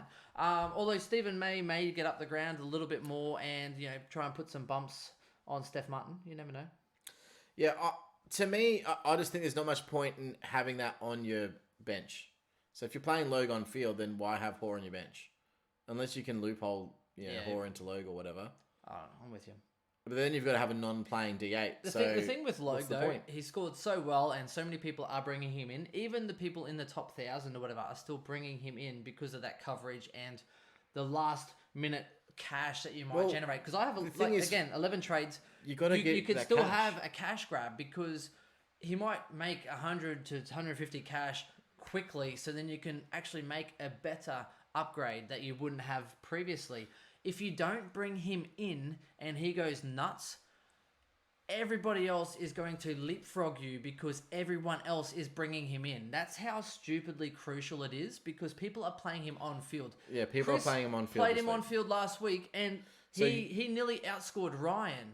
Ryan only scored 3 points more than him and he was a rookie. The thing against about my premium. the long-term prospect, it doesn't matter. But you really want him for a couple of weeks for his scoring potential. If he's on field. And if he can hurt you. Because for the next couple of weeks, there's going to be a lot of teams that's their last upgrade spot. Yeah. So could hurt you, yeah. He could really hurt you. He could. And if Hoare continues like he did last week, he's going to hurt you the other way. Yeah. But he's at a nice, juicy price right now where you can get him up to someone. I would upgrade him. I would 100% upgrade him. And the thing is, we're not saying that Logue is going to average you 100 for the next so many weeks. He could easily pull out a stinker of a 60. That's no question about that at all. Yeah. But we do agree on his job security. So even having him for cover in the next few weeks while you're not going to have Hoare for the rest of the year. You've got to get Logue. While you finish your team, then Logue can be your cover on your bench. And if it costs you 50 grand to have good cover, it's not a bad thing to do. The other advantage that you could look at as well, just for Dersma's point of view, in terms of keeping him for a week, is that Dersma is still mid defender. Yeah. So you've got that flexibility that you can change around your team if you need to in the coming weeks, instead of Hoare, which is Hoare's just got to sit on your bench. So literally, and like he's gonna eventually sit on your bench. So what's the point? Nobody puts horror in the corner. No, it's true. Yep. So that's what I would do. On to the next one here. We've got Mitchell Braden. He says waiting on Whitfield is a good plan? Question mark. Sorry, there was a question mark in the teleprompter. Yep. Contemplating getting Laird this week instead, then finish off my team with Hearn next week. We've had this chat earlier. Well, if you're going Laird and then Hearn next week, your team is set. So I think the benefits of finishing your side in the next 2 weeks far outweigh waiting 3 to 5 weeks for a Whitfield. Only if you're going for overall. Overall, yeah. If you're going for league, wait for Whitfield. Yes. There's no point. Huge. You may as well. The benefits wait for of it, because you're going to have as long as you're winning games and you're in the finals. Yes. If you've got a really good, if you're in a good position, there's not much chance of you actually dropping out of the finals. It's huge. Then especially you don't need to make up the extra cash points. leagues, huge. And again, it's funny because if Logue does score get a 90 for the next 2 weeks, and Laird goes 110, 20 points per week is probably not going to be the difference between you winning and losing. No. So there's a bit of a difference there. captain choices could cost you 100 points. That's true. Um, Last one on Twitter is Tom Douglas. So he says, want to grab Logue and Nash this week, pending on selection, but it looks like Menegola is going to be out again. Oh my gosh, you still have Menegola. Menegola's still out for another couple of weeks. Wow. That's tough for you, bro. My bench cover in the forward line is Corbett and Young. Should I go Corbett down to Cameron instead of Nash to avoid a donut? I would trade Menegola. Menegola up easy. Depending on how much cash you have, you could go Menegola to someone pretty decent still. The issue is Menegola coming back. He's not going to play midfield. No way. We spoke about this already because they've already got midfield depth. He's coming back from injury. So he's not going to be... they're not going to throw him into midfield. Maybe if someone's so cooked that they throw him in there for one rotation, it's not going to be much at all. And as we've seen, Menegola does love to pump out a stinker if he's not playing midfield regularly. So True. Can I just say quickly, and this is going off what Pistol said, I put out a tweet. I'm actually tempted in Hawkins because I think he's going to drop so cheaply. And I think he's... I'll check out his break even soon. I think it's like 150 or something or other, or 146 or 156. So they play Adelaide this week. Tough game, yes. most people have a fully booked forward line already. Yeah, and I don't, which is the benefit. So it's So this week Adelaide, I'm not going to bring him in then. But Bulldogs, Saints, Hawks, Sydney, Fremantle, North, Brisbane, and Carlton to finish. Not a bad lineup. He had his worst score in 10 years, I heard. Before that, though, he was averaging about 97, 98. Yeah. He could, like last year... He was a top 10 defender. Last year... attacker, sorry. Yeah, top 10 forward. Last year, he went on an absolute mozza at Yep. the end of the year. So much so that it surprised all of us. Well, and he's only in like a couple of % of teams, Chris, which Not is selecting why I'm him this thinking week for about me. This is another reason why I want to not Right. trade Westhoff. Is that I might be only just able to chuck 100k on to Westhoff and get What's Westhoff, though? 370? 370. Okay, so you could get him for not even like 60k probably. Something like that, yeah. So, whereas right now I could chuck a little bit of cash onto him and get Mundy, but I don't think he's going to be a safe bet. At least with Hawkins, I know that he's going to be a fairly consistent role. And sure, he might not have scored well, but that hasn't been his trajectory this year. Has been fairly consistent and fairly well scored. So, now before we get on to Facebook questions, do you mind if we just go back through the Twitch? No, go for it, because I'm starting to look at break-evens. So Excellent. Go for it. So, let's go to the top here. So we've had Wally. Hey, Wally, what's going on, mate? Hey, Wally. He said, have you talked about Rich? No, not yet. We'll get to Ooh, Rich. Rich. And he also says, got Ricky Henderson last week. I will regret this come. Will I regret this come season end? Yeah. Oh no, this wasn't Wally. This is Powerbug 86. Sorry. Look, at the end of the day, if you want my honest opinion, is that he is not a top 10 or not even a top 20 averaging midfielder. So I don't know why everyone's bringing him in for. It's because he's done well this year, Chris. No, he has done all right, but he's averaging still 103. Is that What's it? his average? His average is an eye. Hang on. I thought his average is like 110 nearly, Chris. 108 maybe? If it is, then fair enough. It has to be better than you're saying. Henderson I don't think it is. is 531k, so that can't be good. Averaging 105.3. So there's about 15 midfielders that are averaging better than that. Yeah, do that. So why Even go Sloan, to a unique... Sloan's 20k less, still averaging more with an injury affected game. Why would you take a risk on someone? See, here's the thing. At this point of the season, uniques matter for diddly squat. Getting a unique pick does not matter at all anymore. What matters is getting the guy in that's going to get you the most points between now and the end of the year.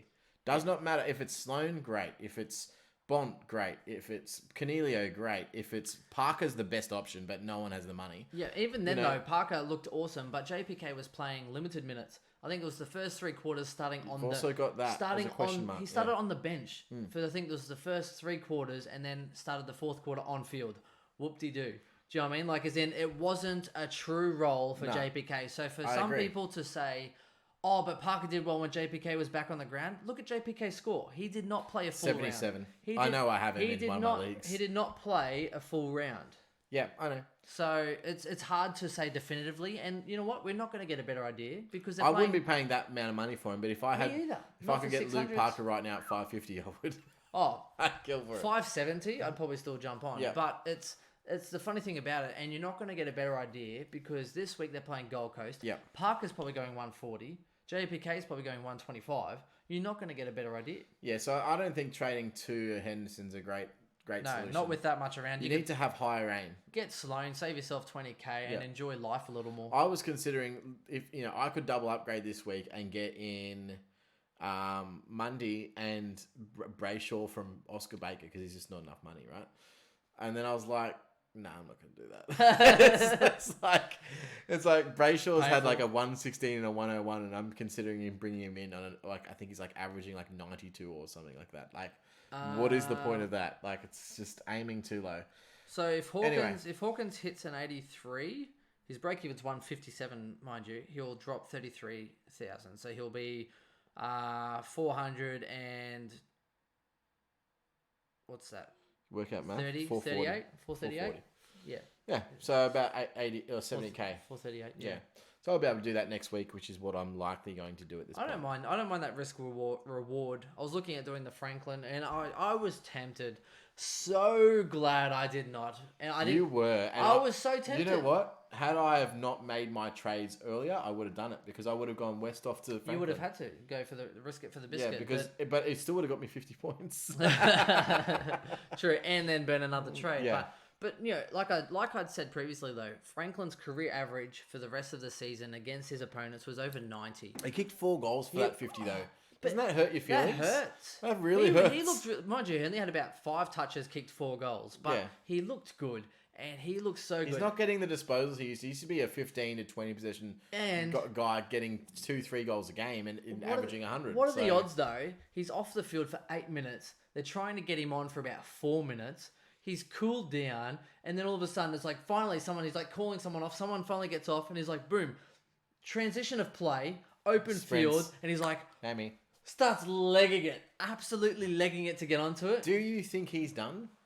I think they reckon it's... I don't know. I haven't heard if it's a similar spot, but even then they're saying it looks like at least 2 to 4 weeks. I worry about Franklin. The style of player is the reason why he's been so successful for so long. So dynamic.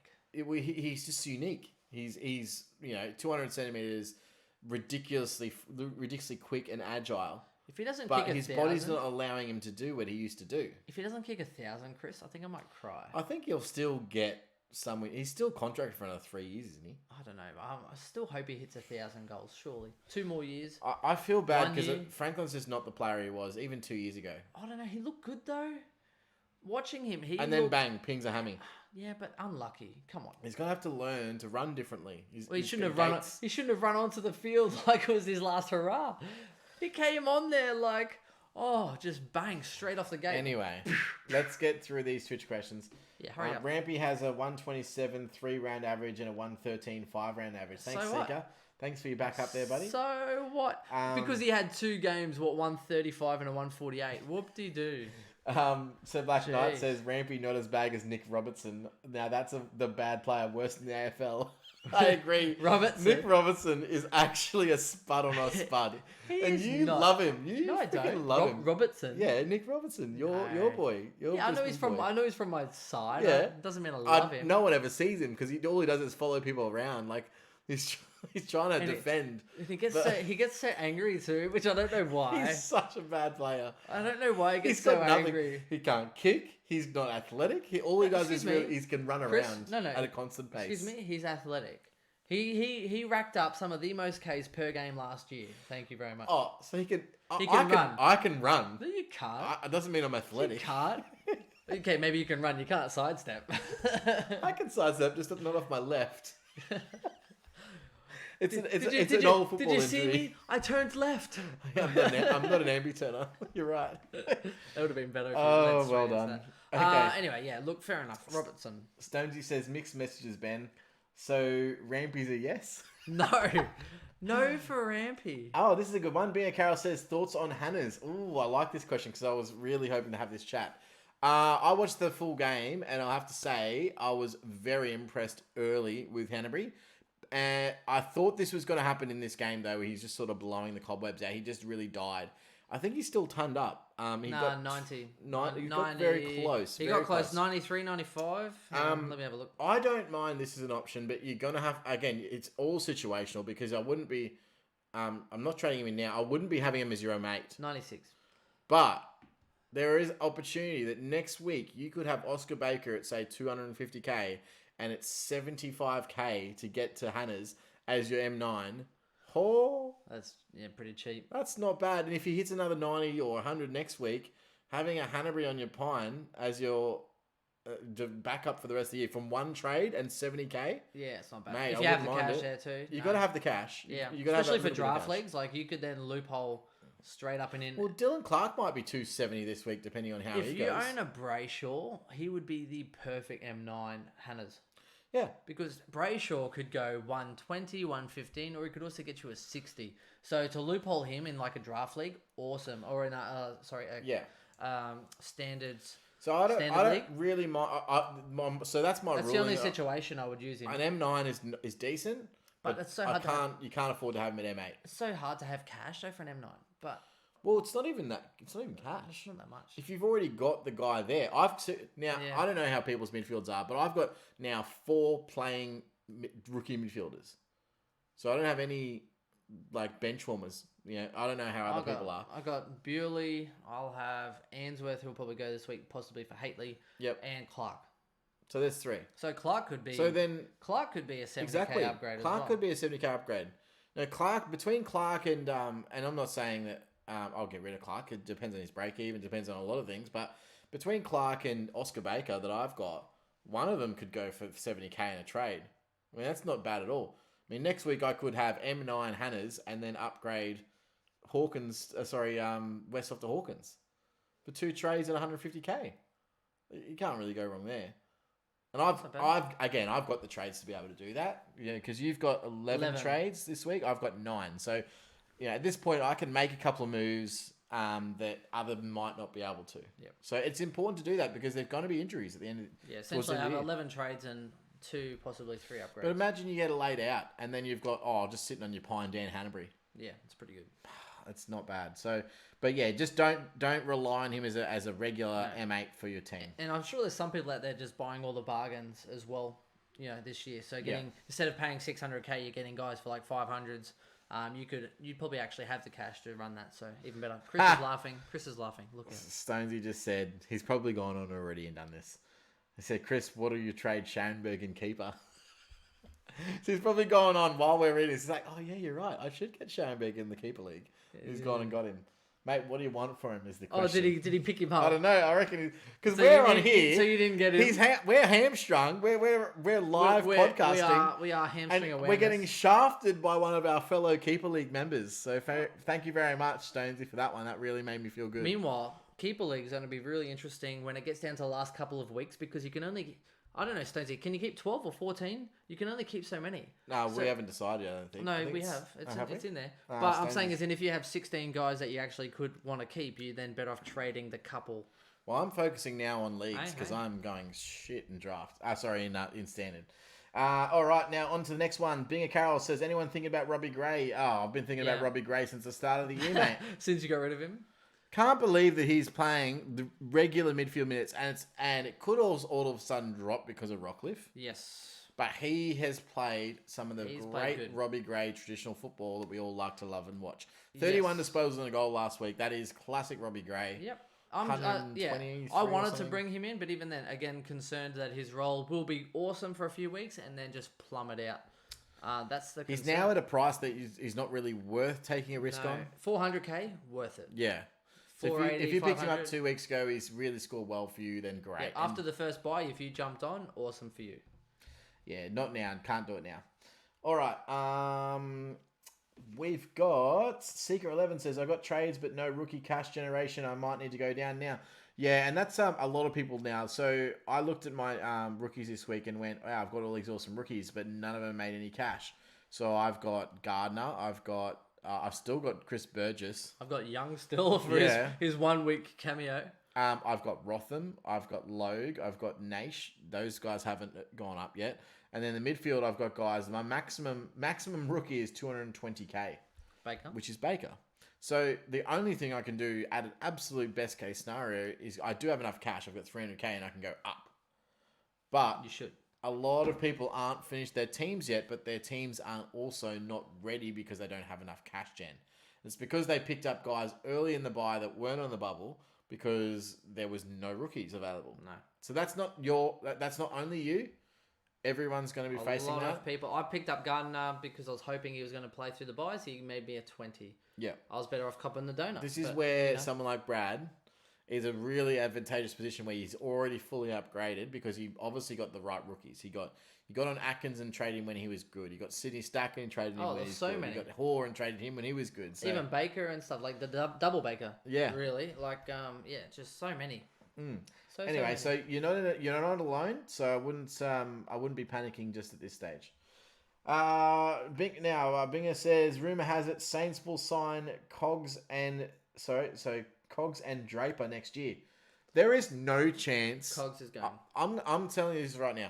There is no chance that any free agent goes to St Kilda at the end of this year. No, they need at least 1 or 2 years of like getting their shit together. They are a rabble. At the moment, yeah. And the worst part is that from what I have read and what I've sort of looked at as well, it looks as though Richardson his ticket's been stamped for a long time to the point where some high officials and some people in power at Saints are actually betting on them to lose so they can get rid of him. And when your officials start actually wanting you to lose games so you have an excuse to get rid of someone, it's a shamble. Do it already so you can at least try and promote something and try and get some positivity going. How would you feel if you're Owen Marshall and an article comes out saying that some second rate, never played an AFL game, ACL injured ruckman, they're going they're going to draft him next year and they're going to pay him twice what they're paying you? That sucks. Rowan Marshall's having one of a breakout year in the ruck, and yeah, he's not a conventional ruckman, and sure. And they still have Longer. Where are they too. going to play him though? They still have Longer. Tap ruckman. If Rowan Marshall's not playing in the ruck, where's he playing? No idea. He's not really a full forward. He's been a shock and fall whenever he's played forward. He'll be only a ruck only next year too. So they might play him at halfback flank. Like that's what I mean. Like where do you play him? Yeah. He's come out and he's shown this year that he's a viable first ruckman. Yep. And he plays better when he's allowed to run. He's not as tall or not as mobile as say a Grundy, but he's that style of player where he gets possessions. His best asset is when he's dropping behind the play to get an intercept mark. So, man, I would be pissed off if I was Rowan Marshall. I'd be saying something to the coach, eh? Fair call. Anyway. Shall I jump to Facebook? We've got a couple.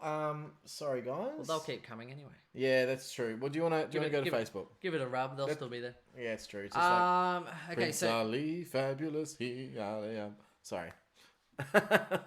Okay, so Aaron Johnson was talking about Daniel Rich, 99 average versus Dane Rampy.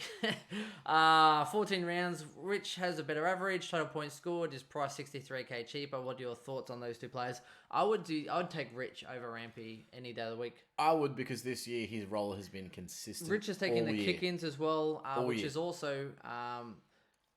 and here's what I said earlier, right? So the kick-in rule has benefited the guys that kick long. Yes, Rich has got a long boot. Rich is that run and very similar to Hearn, run, long kick down the line or up the middle, whatever it may be. Whereas Witherden, who hasn't really picked up, even though he does take kick-ins, He's that short 20-meter kick, and you don't get as many points for that. No, yeah, Witherden's been a bit disappointing, to be honest. He has really been disappointing. He has, especially for I'm glad we considering. didn't I know. I was so close to You know starting what? with You know him. what the funny part was? I think I had behind. I think I had Dangerfield averaging the first, and then I think I had Dunkley averaging second in the forward line.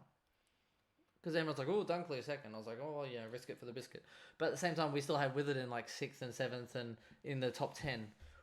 Boy, were we I wrong didn't. there. I had him 10th. I think I had him at 6th, and I think. 10th is still a long way out. Oh yeah, It's still It's a long way. He's like 400th. I know, it's still like 200 meters from the green. Okay, It's easy rich on that one for me. Yeah, rich for that one. And I think he's like 40k cheaper, isn't he? He's like Great question. We'll cover that in the pod. Yeah. So and he's really cheap. Yeah. He's like 473k. Let me find it. 63k cheaper than easy choice. That's such an easy choice. Brad Mason. We've already covered him multiple times. So look, let me see if I can. This is going to be probably horrible, but let me see if I can. That is not going in focus. Nah, it's not going to get in focus. Yeah, okay. Let's do this quickly, Chris. Do you want to? Yeah, why not? Lloyd Hearn, Ryan, Zach Williams, Stewart, Sicily. Awesome. Then he's got Jelly, Fife, McRae, Cripps, Cunnington, Neal, Oliver, Matt Crouch. Awesome. Gordon Grundy. Awesome. Dunkley, Dangerfield, Boak, Kelly, Daniel, and Heaney. Can't really go wrong there. I don't think there's many teams out there that would be better than that. That's ridiculous. Anyway, okay, let's move on. Daryl Ibsen. Thank you, Daryl.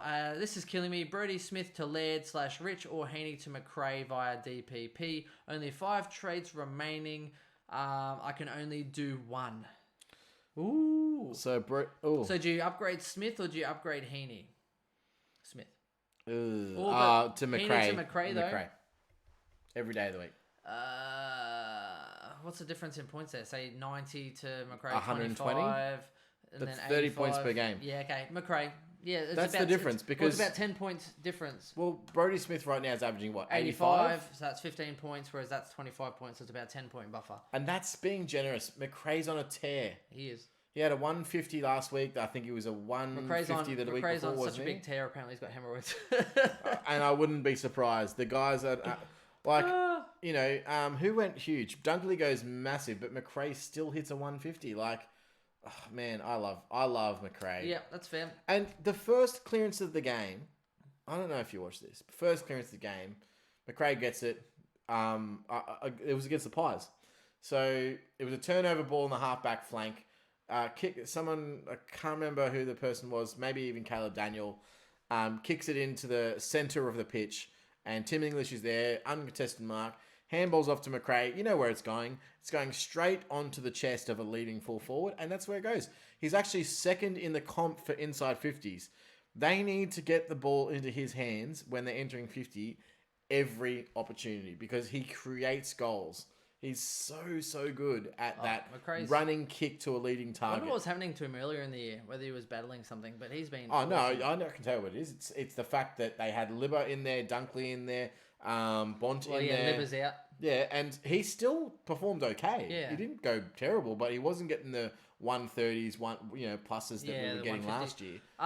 Okay, next question from Derek. So Derek Langan.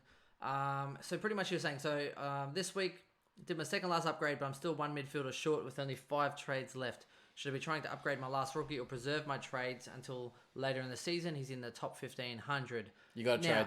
But Sorry. that's exactly what I said because I was like, well, hang on, who's your M8? Because if you have Haitley for M8 for now, it could be okay. But I said being 1,500, you want to risk it for the biscuit.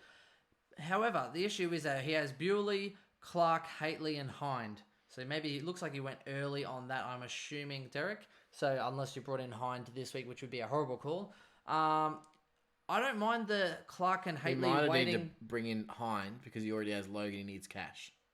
Maybe. So you don't know that. You don't know So that. anyway, so he said remaining setup, I'll be running mainly Bewley and Clark until I can get an upgrade for enough trades. So look, I think as soon as you can upgrade, you get it done. Basically, is the best way to go. 5 trades, you need to kind of, if you have enough cash, straight up 1. If you don't, then 1 down, 1 up, and leave yourself with 3. That's pretty much the way I would run there. Okay, Gabriel, last midfield upgrade, looking to climb the ranks. Do I go Josh Kelly or a Pod Duncan? If you're looking to climb the ranks, Josh Kelly? Although a lot of people still have Josh That's Kelly already. tough. I think a lot of people in the top sort of 1,000 or so, 1,500. Well, let's look at their percentages. I don't think that's the case at all. I think Josh Kelly has to be in at least 18% now. Surely he's got to be climbing each week. Let's have a look. You didn't even have it there. What's happened to my super? All right, let me. Oh, you know what I reckon? You've logged into a different account because you're a sly dog. No, I reckon my gold's expired and it doesn't automatically renew. Mine's saying Because offline. it's happened this week to like my break even's actually disappeared. Mine's saying offline, which is even funnier. So there you go.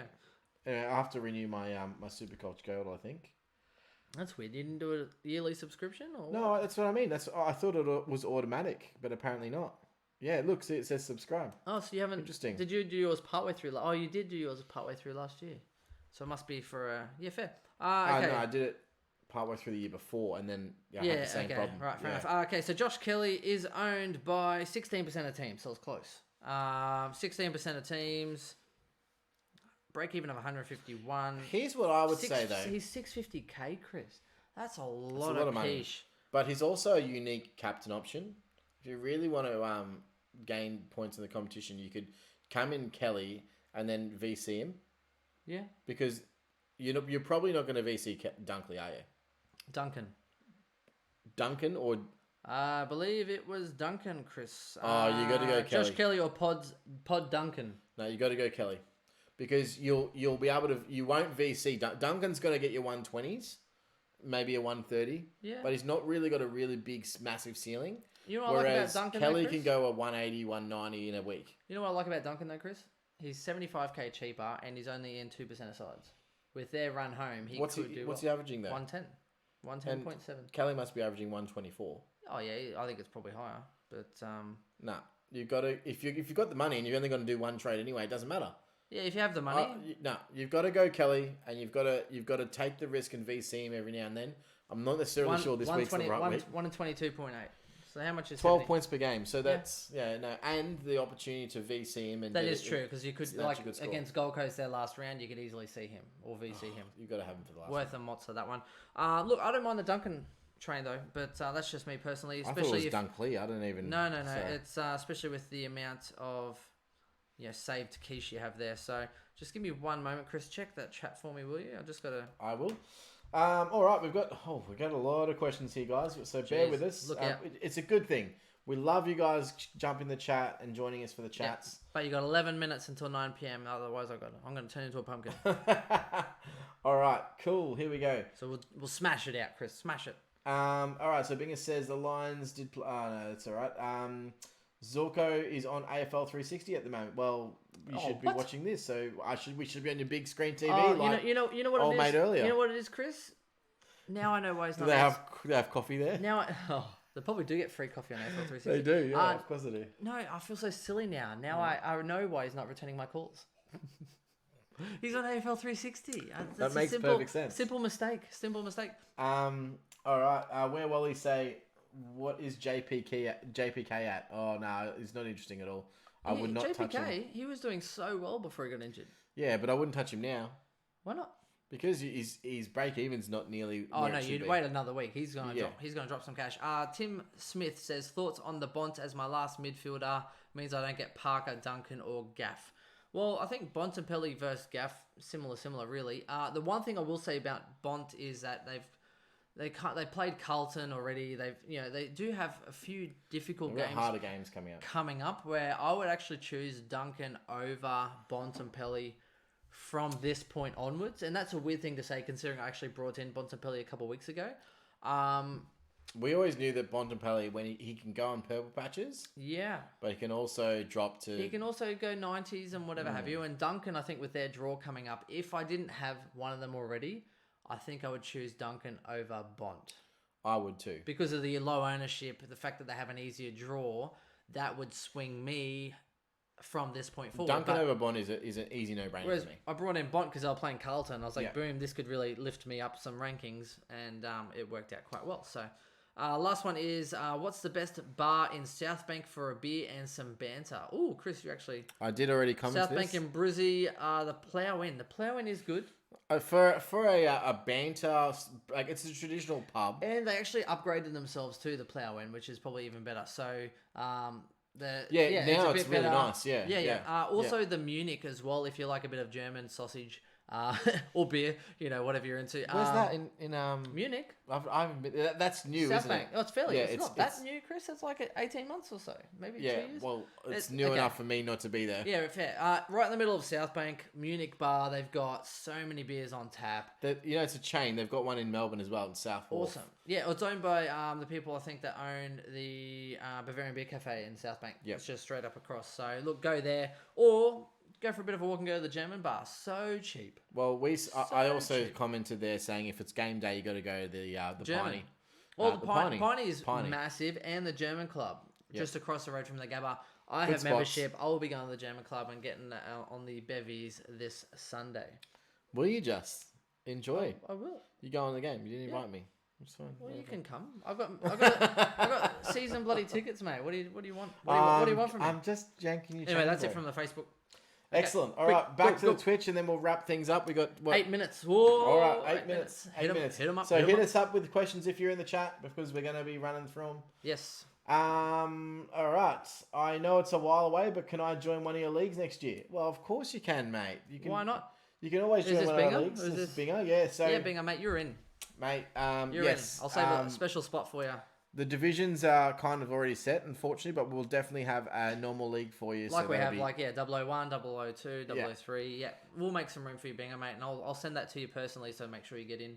Definitely. And Stone just said, don't laugh. I bought in Buddy at F7. Ooh, ouch, unlucky. Yeah, that sucks. It's not laughing matter. I think that was actually probably a good trade. So, I still didn't mind it. Like, it's just unlucky, and it's. What's that? What, Minesweeper? It's like that game where you sort of take 2 steps and it looks pretty good, and then you step on a mine. You're like, stuffed. Fair enough. So Nelson Moo. Nelson Moo says, hey guys, Luke Parker versus Rory Sloane taking money out of the equation. Oh, Parker. Money out of the equation, Parker. Right now, I think. However, that's form speaks louder than anything else, right? He's on a purple patch. He is, and less owned for starters as well, but. How can you put money aside? That's a lot of money. Well, it's like this. He's probably in a position where he only has one more upgrade on his entire team. True. And has the money to be able to do it. So why wouldn't you? Well, yeah, I guess why wouldn't you? But yeah, it's 120k, I guess. So. If that's the situation and money is not an issue, you go Parker every day. Yeah, and no one owns Parker, which is even better for you. So jump on. And they have a decent draw too, which I really like. Good. Okay, moving Sydney on. and Geelong, awesome draw. So Binger says, in my opinion, the Saints will have Luke Beveridge coach as next year. Jesus. Ooh, I don't know about that. That's a bit of a long bow. Well, yeah, who knows where Billings will play then? Maybe back pocket. Hopefully. Oh, imagine next year. He could play the reverse Sicily and go defense. Wouldn't that be great? He said, if not, Richo might stay. Nah, and I'll need some serious improvements. Richo's gone. I think there's going to be 3 or 4 new coaches next year, and who knows. I think that's actually why North and Carlton were so keen to do it early, because they get in the Well, hunt. that's 100% why Bolton was fired. Well, yeah, because they want to get in the hunt early, because North had already made the move, and oh crap, North might get the best coach on the market, so catch you later. We want a fresh slate. Yep. And now, Saints are kind of holding on, and they're last to the party. Oh, we just got a new subscriber. No way. Tier 1. Who is it? Thank you, T-Man Solo. T-Man Solo. T-Man Solo. Well done. I would, there's like a little bit left. I'm going to have a little drag for you. I got water. Mm. Cheers. Did it come up with the... yeah, maybe maybe the alert box is not... Oh, maybe it did. I don't know. I don't think it's up front. You got to bring that. We will. We'll get it up. Drag it to the front. Before we do that, I don't think it's visible. Yeah, no, it should be. Well, hit that replay. It's worthy, Chris. Hit that replay. But we do have another question while we're going.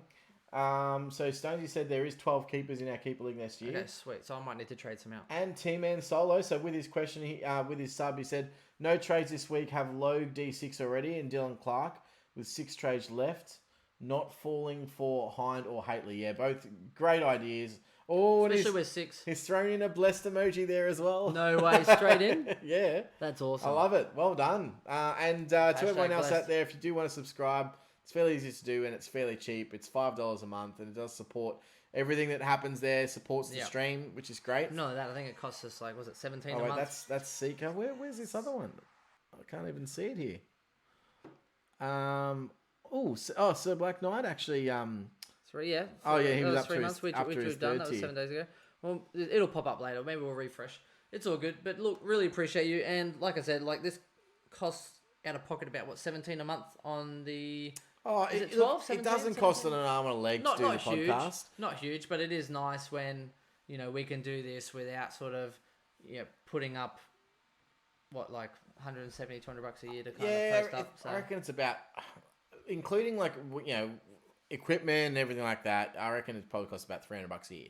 It's not like a lot of money or anything like that. People who we can't keep it up if we don't have the money. Especially with bare basement like we're doing. We're just a couple of guys sitting here in a room we've got video equipment and stuff like that. Where the microphone, and I didn't realize until last week how much just even this microphone changes the quality. Oh, yeah. I hate it, and everyone knows I edit the quality of the audio once I do this for all the audio platforms because I like it to sound nice and crisp, and it was just cringeworthy.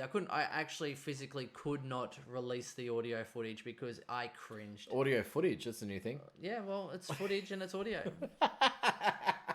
All right, moving on. I bought in Ablett last week and Ben, and that's paid off so far. Binger. Must be Binger. Oh, okay. Yeah, so Binger, yeah. So Binger not ranked that highly, but his team's looking pretty good. So I was like, mate, you might as well just go for it and enjoy. So he could do those trades, and I'm glad it's worked out for you, mate. And, well done. And their draw coming up too. Hopefully it's done well. And look, it's a learning curve, and hopefully you've taken what you've learnt through this season and from what we've been talking about to next season and try and improve there as well. Yep. Awesome. And lastly, that was just Team Man Solo. And Seeker 11 said, bloody great value. Get on board, everyone. Yeah, thank you. Thanks very much, Seeker. Thanks, Seeker. Really appreciate you. All our guys in here. And we love doing this. And it's just really for fun for us. I do apologise this year that I've been really, really bad in terms of my overall rank. Yeah. But I'll be back next year. You will be back. I'll be back. You will be. And I've actually never, ever, this is a true fact. I've never had a start of the season that has been as bad as this. I've gone to the point where I've gotten no trades left and floated into the back end of nothingness. Yeah.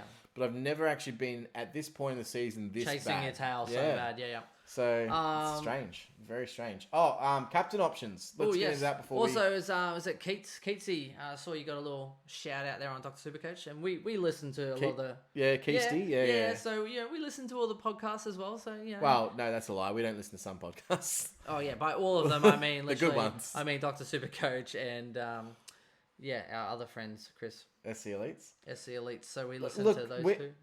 And look, it's not that we don't love other podcasters. There's a lot of other guys out there that do a lot of good work. I think their tone and their banter is probably similar to, we. Yeah, it's just the way that we appreciate that kind of context. There's some great information out there from other podcasts, and we do recommend a whole bunch of them. I think even the Jock Reynolds boys, and we've got Lek Dogs doing his Twitch is great, and then we've got. We talk to a lot more of those guys on Twitch, on Twitter, and Facebook and stuff like exactly, that. And there's some great stuff out there. So, I'm with you. and even the fandom from time to time, if there's nothing to listen to, I'll still listen to the fandom podcast, even though I don't love it. But I do love the fandom. He's got good for banter as well, so he's a good bloke. Fair cool. Okay, captain's Chris. So I've already said that my captain this week is going to be a bit unique, but I'm in a position where I need to chase points. So I need to get some sort of unique value out of it. So I am probably going to go Cornelio tomorrow night as a vice captain. And then I'm going to go into Grundy at the back end of the round. I wouldn't recommend that for everyone in every position. Tomorrow night is a really weird game where I don't really see any value for a vice captain option, apart from if you're going a risk reward strategy. So Kelly would be great, but I think he might get tagged. And if that's the case, then you've burnt one. You've burnt your VC. So I don't think it's probably worth Chilling a Kerry. It's a tough. Kelly tomorrow. Dangerfield's also an amazing pick. I think Danger at home Yeah, not only against that, Adelaide. Adelaide, yeah. So, Yeah. and that's the key factor. I think the last 3 times, because he came from Adelaide, the last 3 times, I think he's gone between 140 and 150. Like, it's that good. Apart from earlier in this year, I think it was like 128, which is still great. So, my problem with VCing him is you might get caught with a 120, 130, and there could be larger scores this week.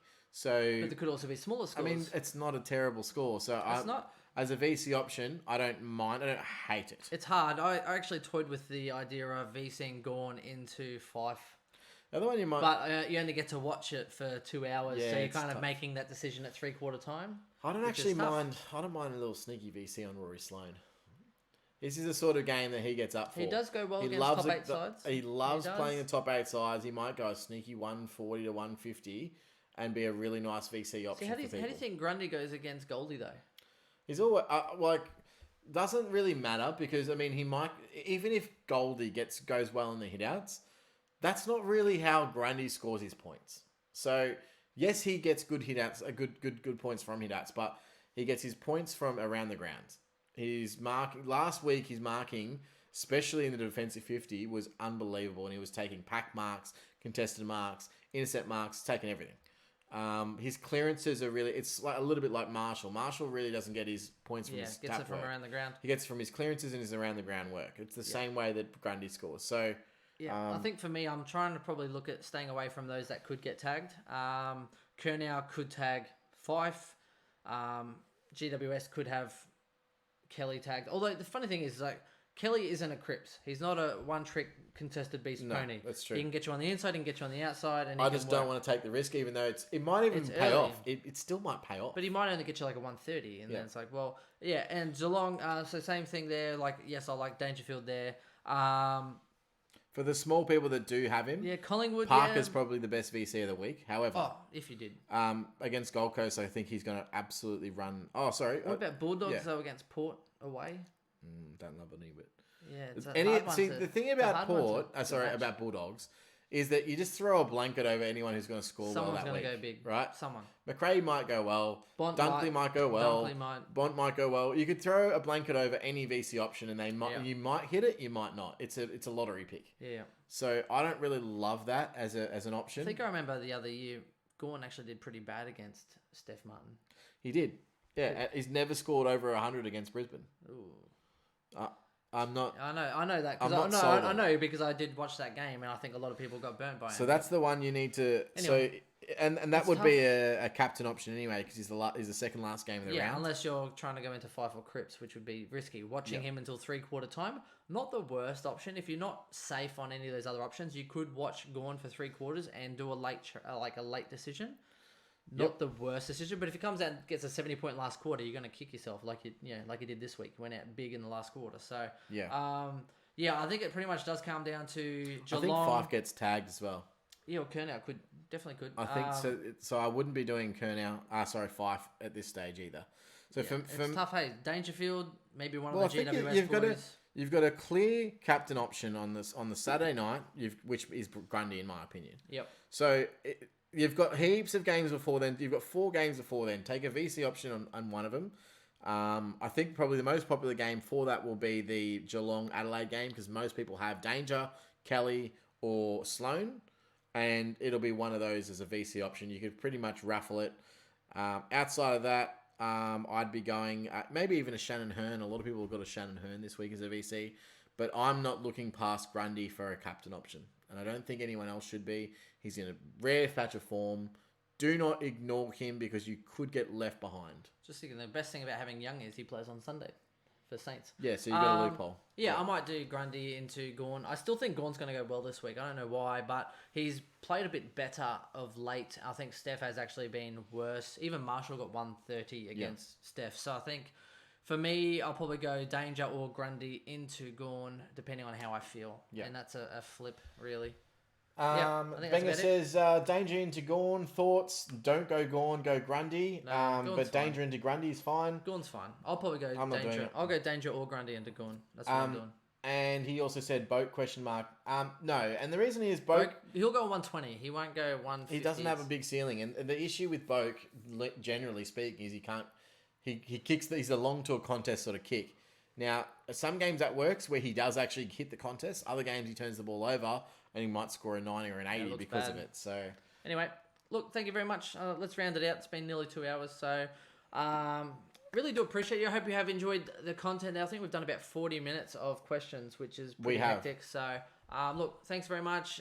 We'll get this out on the line. On the line. 100% tonight. So look, thanks very much for everyone that's joined us, and to the dozen and a bit people still on the Twitch stream, thanks for sticking around for the couple of hours. We really appreciate it. Yep. And it's nice knowing that we're engaging with our audience live and getting that feedback instantaneously, but people actually sticking around and enjoying what we do, which That's is true. even better. One more question before we're out. Ooh. Lloyd versus Gold Coast. We already said this. That's a no. Lloyd's never turned up against the Gold Coast either. I would like to say yes, but maybe the ball just won't end up down there. So anyway, we're going to be out. Easy. Peace out. Thanks very much. Cheers, guys. Bless you.